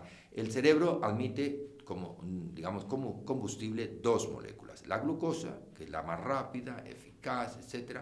Pero los cuerpos cetónicos también funcionan muy bien y además funcionan excelente en algunas circunstancias. La gente que hace ayuno intermitente es curiosísimo. Durante la fase, digamos, de la segunda o la tercera hora de ayuno, empieza a tener una lucidez que yo invito a la gente a que lo haga. Siempre que pueda, cuidado, siempre que pueda. Claro, una cada uno persona con con un sus problema de circunstancias. corazón, una persona que está trabajando en una obra, eso, por supuesto, no se puede poner a hacer un ayuno intermitente porque puede dar un colapso. Pero una persona que está, como nosotros ahora mismo, sentados, trabajando en despachos, etcétera, haciendo, digamos, trabajos sedentarios, perfecto. Es perfecto porque a partir de la segunda hora empiezas a notar una claridad mental increíble. Y esto está dado porque los cuerpos cetónicos tienen esa ventaja. Los cuerpos cetónicos, a diferencia de la glucosa te da energía y rapidez, pero no te da claridad. Entonces, incluso mucha glucosa puede ser perjudicial. Pero para el tema intelectual, es muy importante tener esa pequeña cantidad de cetosis en la que tú acabas teniendo unos resultados. Yo invito a la gente que lo haga, sobre todo gente que tenga trabajos intelectuales y que necesite claridad mental. Esto lo consigues en la segunda hora. Si eres capaz de aguantar al café con azúcar, claro, porque la gente cuando empieza con la primera hora ya se tiene que echar. Hay mucha gente... Más es un ritual que una necesidad. Porque tú dices, por la mañana, ¿qué hago? Si no me tomo mi café, si no me tomo mi azúcar, etc. Hay mucha gente que me dice, doctor, pero es que yo no puedo, si yo no me tomo el azúcar, no puedo con mi alma. Y digo, bueno, inténtalo un poquito. Esto requiere un cierto aprendizaje, como todo. Y una vez que lo consigues, esas horas de ayuno son extraordinarias. Yo invito a la gente realmente que lo pruebe. Es una maravilla. Aunque cuesta al principio, ¿eh? Yo decir que a mí me costó porque yo estaba muy acostumbrada a desayunar nada más levantarme. y lo probé. Al principio me costó horrores porque pensaba que moría de hambre y en efecto no. Yo de no hecho se lo muere hago de de hambre. forma inconsciente. Es decir, yo no tengo Ya, porque necesidad ya de... tu Yo cuerpo no se ha tengo adaptado. necesidad, Tu cuerpo se ha adaptado. ceno y luego hasta las 2 no como nada. Claro. Hasta Tu las 2 cuerpo de la se ha tarde. adaptado. Y estoy adaptado y preferiría que fuera consciente, ¿no? Porque Claro, es incluso más sí, útil, ¿no? Sí, claro. No, pero esto es una realidad, eso es una realidad. Y todo el que lo pueda hacer, yo le recomiendo que lo haga por lo menos un día de semana. Hay gente que lo hace más, pero yo creo que es suficiente con un día de semana. Claro, el reciclado tampoco lo podemos hacer todos los días. Tú no puedes estar en tu casa haciendo reciclaje continuo, sino una vez a la semana va muy bien, siempre que puedas hacerlo y aprovechar todas las virtudes sobre el cuerpo, es decir, el aspecto físico, porque la grasa te la quita toda, te la deja sin grasa. Y lo segundo, el aspecto mental que hemos comentado, que a veces es muy importante. Lógicamente, si tú eres diabético, no puedes hacer ese tipo de cosas. Pero bueno, en cuanto hablamos de las culturas y de los viajes, yo tuve en verano, hace un par de años, una experiencia muy curiosa porque tenía que trasladar un piano de mi casa. ¿Sabes lo que es un piano? Esto es como de película, o sea, un piano que no cabe en el ascensor. ¿Y qué tienes que hacer tú cuando no tienes? Pues tienes que ir escalera por escalera. No, escalera. Y contraté a un servicio, pues, lógicamente, oye, no me voy a poner a llevar el piano, y conseguí que alguien me lo hiciera. Y cuando se me presentaron allí, eran 2 personas árabes. Y entonces, yo encantado, les ofrecí un poquito de agua y digo, pues tomaba un poquito de agua, hidratarlo porque era verano, y yo voy a dejar un piano entre 2, eran 2 chicos fuertes, bueno, te puedes imaginar, y no. Y digo, agua, dice, no, agua, y digo, bueno, rechazaron el agua, digo, bueno, sí, son culturas diferentes, digo, yo le ofrezco algo. Hasta una cerveza les ofrecí. ¡Oh, cerveza! Por favor, claro, se llaman más de cabeza. Claro, porque ellos... En teoría es muy curioso porque, claro, toda esta cultura, cuando estás tú con otro que te sirve de policía, normalmente dices que no. Pero cuando estás solo, te toman la cervecita. Cuando estás con otro que te puede decir Cuando vas que a un no. restaurante, Exacto. tienes que empezar a pedir, Claro, esperas a que pidan claro. otros, y el que si piden cerveza, Exacto. tú también Claro, quieres. claro. Pero esto pasa con todo, ¿no? Pero lo más curioso de todo es que estaban en Ramadán. En Ramadán. Y entonces el Ramadán significa un ayuno que no pueden comer ni agua, no pueden ni beber. No, en Ramadán no permiten el agua. Entonces, ¿qué pasa? Ellos tienen que estar durante la época de Ramadán, y claro, eran 2 chicos fuertes que en teoría tenían que hacer el Ramadán por cuestiones religiosas, y que los 2, uno se controlaba al otro. Seguramente uno por separado, no sé si me hubiera dicho que no a la cervecita y al agua. Pero me dijeron que no, y me sorprendió. Después pregunté por qué. ¿Y qué significa? Que fueron capaces de hacerlo sin ningún problema, bajaron. ¿Por qué? Pues por la cetosis, porque transforman. Entonces, esto lo cuento no por el tema religioso, sino por el tema físico. Claro, es decir, sí. que tú no necesitas, salvo, estamos hablando de una situación extrema, incluso coger un piano con los cuerpos cetónicos, lo puedes hacer durante un periodo corto y lo puedes hacer. E incluso tienes la claridad mental de hacerlo fácil. Entonces, el tema del ayuno intermitente es muy interesante. Es que en un cuerpo de 70 kilos tienes energía de sobra para poder con esos... Claro. Solo tienes que educar a tu cuerpo en que puede tirar de esos recursos. Y esto es lo que nos falla, muchas veces. Y cuando tienes la energía física, recuerda, volvemos a la definición de salud, no es solo físico, es mental, y es una interacción total entre lo que es mental y lo que es físico. Los retos que tú has conseguido, un deportista de élite más piensa en el problema mental, y quién fracasa en esos objetivos. Es mentalmente que fracasas, más que físico, porque tú estás preparado y tú dices, bueno, si yo tengo este peso, si me he entrenado tal, ¿cómo es que he fracasado? Pues básicamente porque mentalmente no llegaste a convencerte de que el esfuerzo que estabas haciendo merecía la pena. Entonces, ese es el problema, esa interacción entre lo mental y lo físico, que es tan importante. ¿Dirías que el ayuno intermitente y hacer deporte tienen un impacto positivo en la mejora de nuestra edad biológica? Claro. Con límites. El ejercicio físico está perfectamente demostrado, hay que hacer un ejercicio físico, pero cuidado, constante y moderado. El ejercicio físico extenso, esto se ve incluso con concentraciones de NAD, el ejercicio físico extenso puede incluso envejecer. Y esto lo vemos en algunas de las personas que hacen un esfuerzo profesional y empeora su aspecto físico, y asumimos que, porque no los conocemos algunos de ellos, que también empeora su envejecimiento y sus telómeros. Esto se ha visto con los telómeros. Entonces, hay que hacer un ejercicio físico moderado. ¿De fuerza o de cardiovascular? Las dos, tienen que ser así. Yo recomiendo que el 50% del tiempo que tú puedas dedicar, tú tienes que hacer, y esto lo debemos hacer, lo que pasa es que lo hacemos lo hacemos con el presupuesto, pero no lo hacemos con la salud, es sentarte y decir, a ver, yo cuántas horas puedo dedicar a la semana al ejercicio. Sé que el ejercicio es importante, primero convencerse. El ejercicio es uno de los 3 o 4 pilares básicos de la salud. Yo puedo dedicar 1 hora a la semana, 2, 3, idealmente 4 o 5 horas a la semana, que es lo que hay que dedicar al ejercicio. Y de eso divides el 50% a algún ejercicio cardiovascular, normalmente que te guste, porque aquí también influye mucho. No es lo mismo, si a ti no te gusta la bicicleta, no te vas a poner a hacer bicicleta. Si a ti no te gusta la elíptica, pues te pones a hacer otra cosa. Constante. Exactamente, para que sea constante eso. Y el otro 50% tiene que ser un ejercicio de fuerza. Entonces hay que hacer pesas, tanto mujeres como hombres. Yo veo en las mujeres un poquito más de reticencia, no quieren hacer tanto fuerza, pero el ejercicio de fuerza tiene un impacto enorme sobre la salud. Y además es un truco que yo le doy a muchas mujeres para mantener el peso, porque cuando tú haces ejercicio de fuerza y aumentas tu masa muscular, la hipertrofias, le recordaba que el metabolismo basal depende básicamente de la composición del cuerpo. Nosotros, simplificando, aparte de agua, somos músculo y grasa.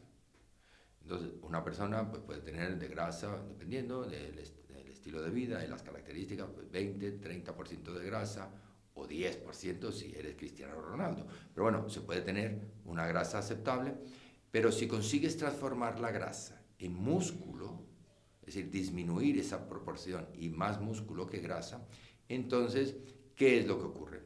Vamos al metabolismo basal. Esto lo hago yo en la consulta y se lo mido a los pacientes. Y el consumo de oxígeno. El consumo de oxígeno y el metabolismo basal depende claramente de esas proporciones. Entonces, una persona, el músculo, durante la noche, vamos a suponer que trabajamos no con músculo y grasa, sino con alimentos. Y me vais a decir qué pasaría. Supongamos que tenemos que calcular de forma rápida, aproximada, cuál es la energía que necesita o qué necesita más energía para mantenerse fresco un alimento durante toda una noche, que es lo que se considera pues el metabolismo basal, es el número mínimo de calorías que tú necesitas para sobrevivir, porque el cuerpo tiene que estar vivo durante la noche. Entonces vamos a suponer que ponemos 2 alimentos, uno vamos a poner el pan y otro el helado y pan. ¿Qué calorías, qué consumo energético requiere en una cocina normal mantener el pan fresco durante una noche? El consumo energético mínimo.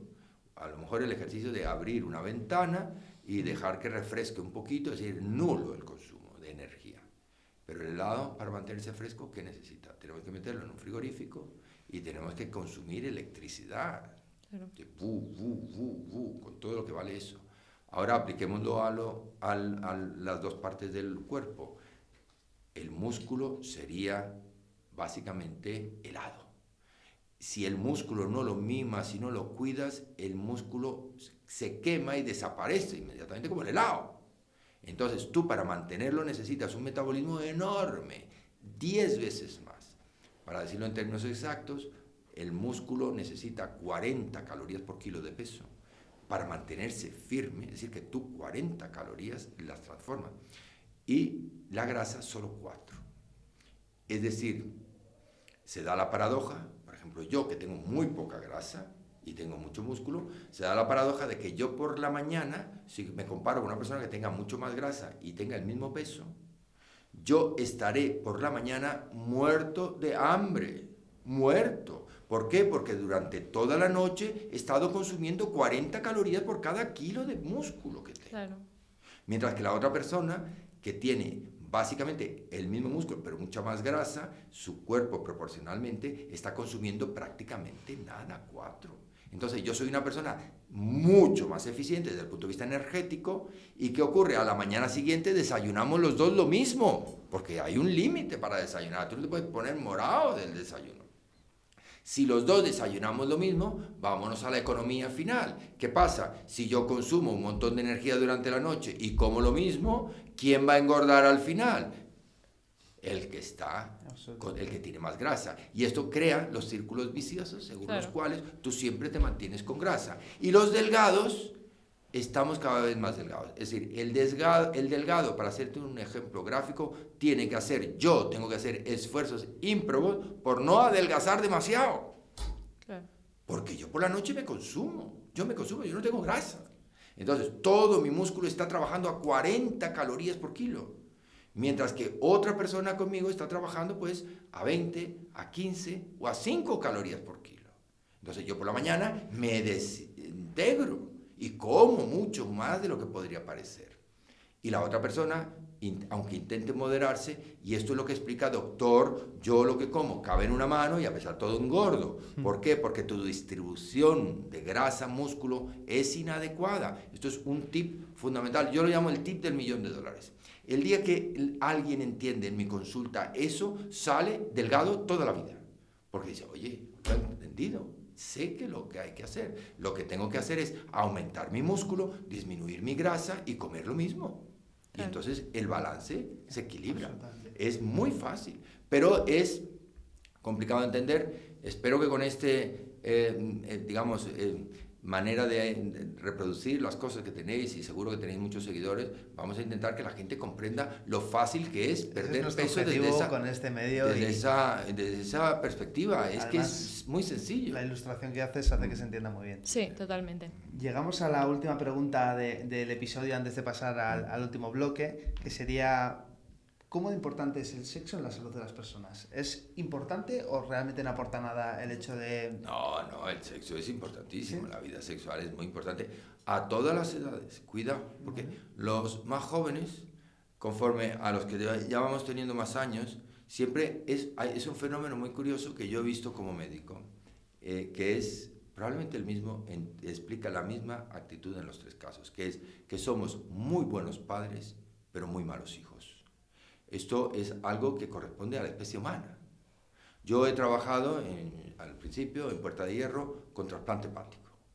De ahí mis conocimientos de regeneración, etcétera, y de detoxificación.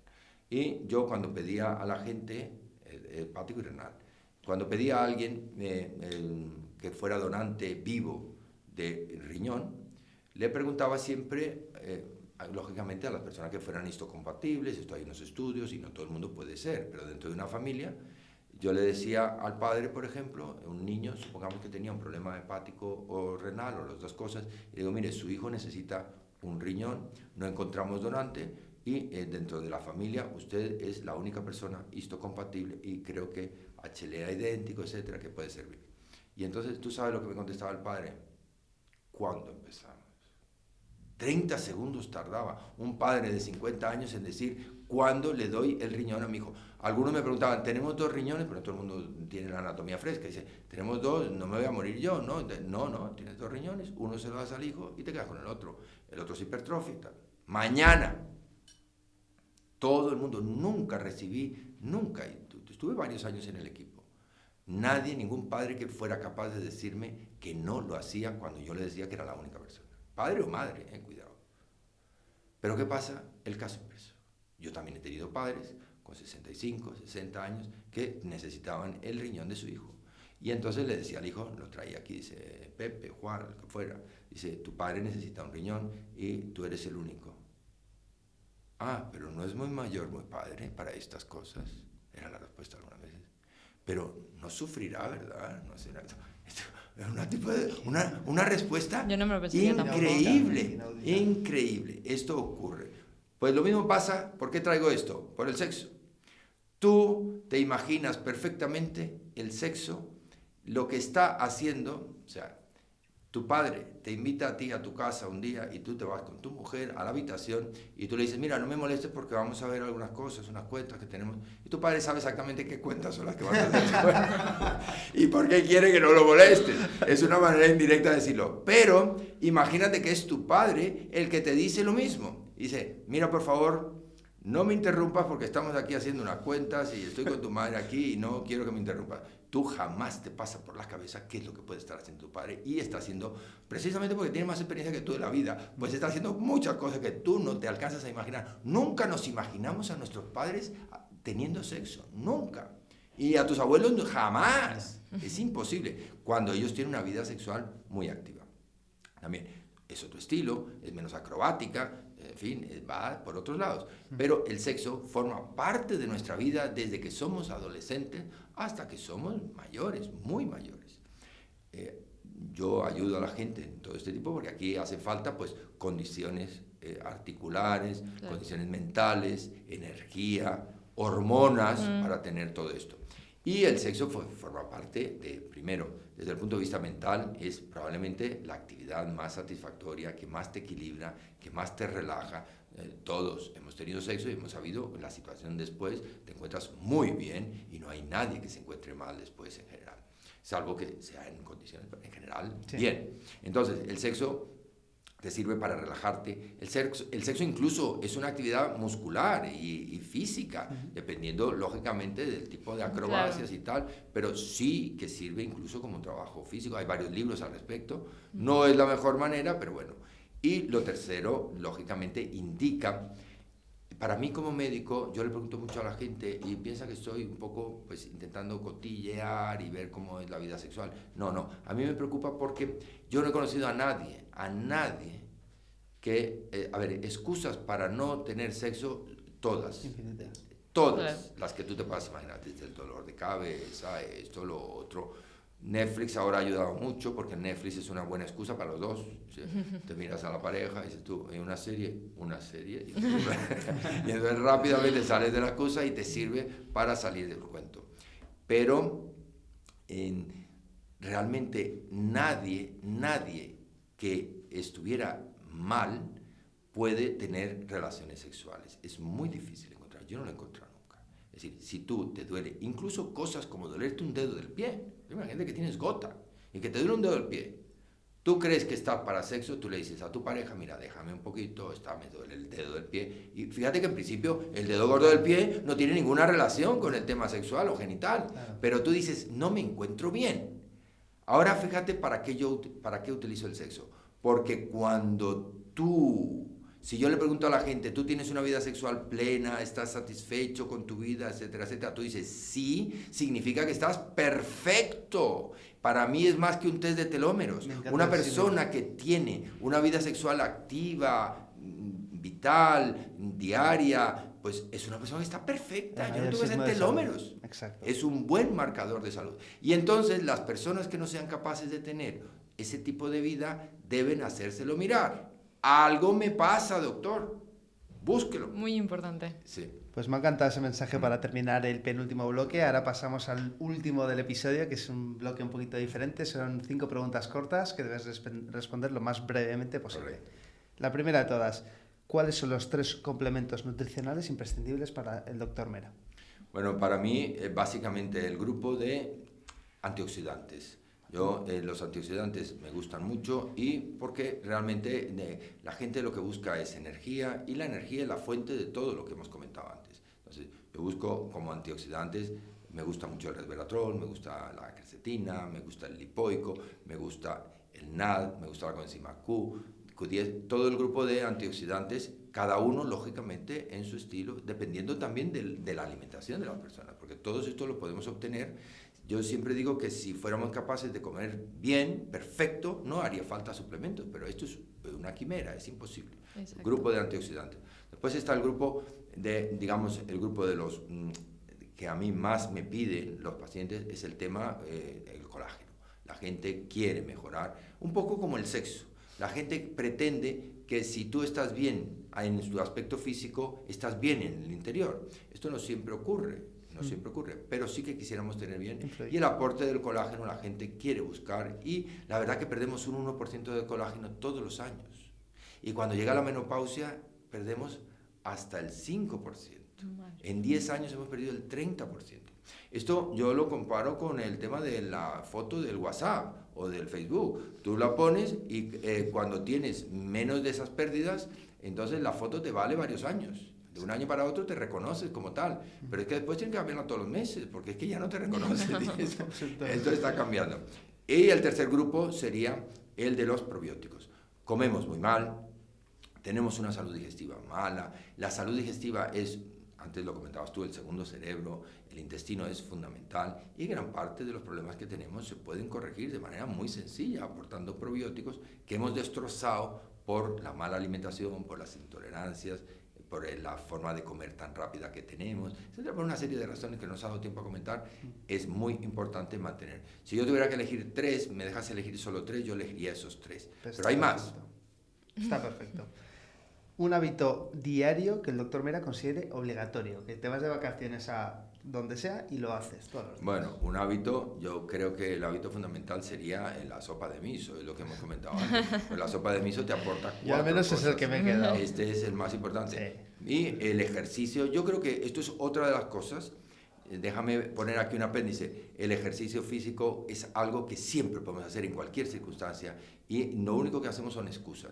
Y hay un nuevo concepto que ya te dijo que nos da para otro nuevo programa de este tipo, que sería el snack sport. Es decir, no es necesario dedicar 1 hora continuada al ejercicio, sino que podemos hacerlo de forma programada, cada uno en función de sus necesidades, hacer pequeños esfuerzos programados, probablemente con un experto, que no tiene que ser médico, un entrenador, un fisio, que te puedan decir qué es lo que tengo que hacer yo. Y esto lo puedes hacer tú, estás en un hotel, estás de viaje y puedes hacer 5 minutos de ejercicio perfectamente.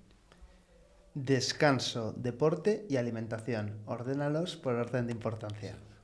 Para mí lo primero es la alimentación, está claro. La primera es la alimentación. Somos lo que comemos y comemos lo que somos. Aquí hay que darle la vuelta también. Entonces, si tú quieres ser algo importante, algo sano, tienes que comer muy bien. El deporte sería la segunda parte, que también depende de la alimentación.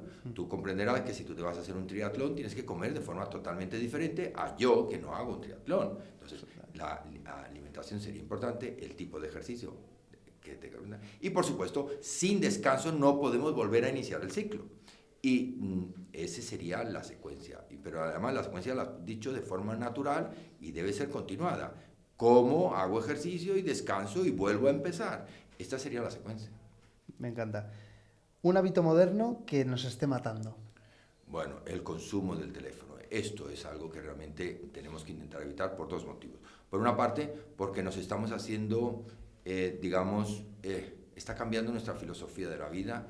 El scroll está transformando a los niños. En los nuevos estudios ya están volviendo otra vez, por fortuna, incluso los finlandeses, que son los más eficientes en el tema de la educación.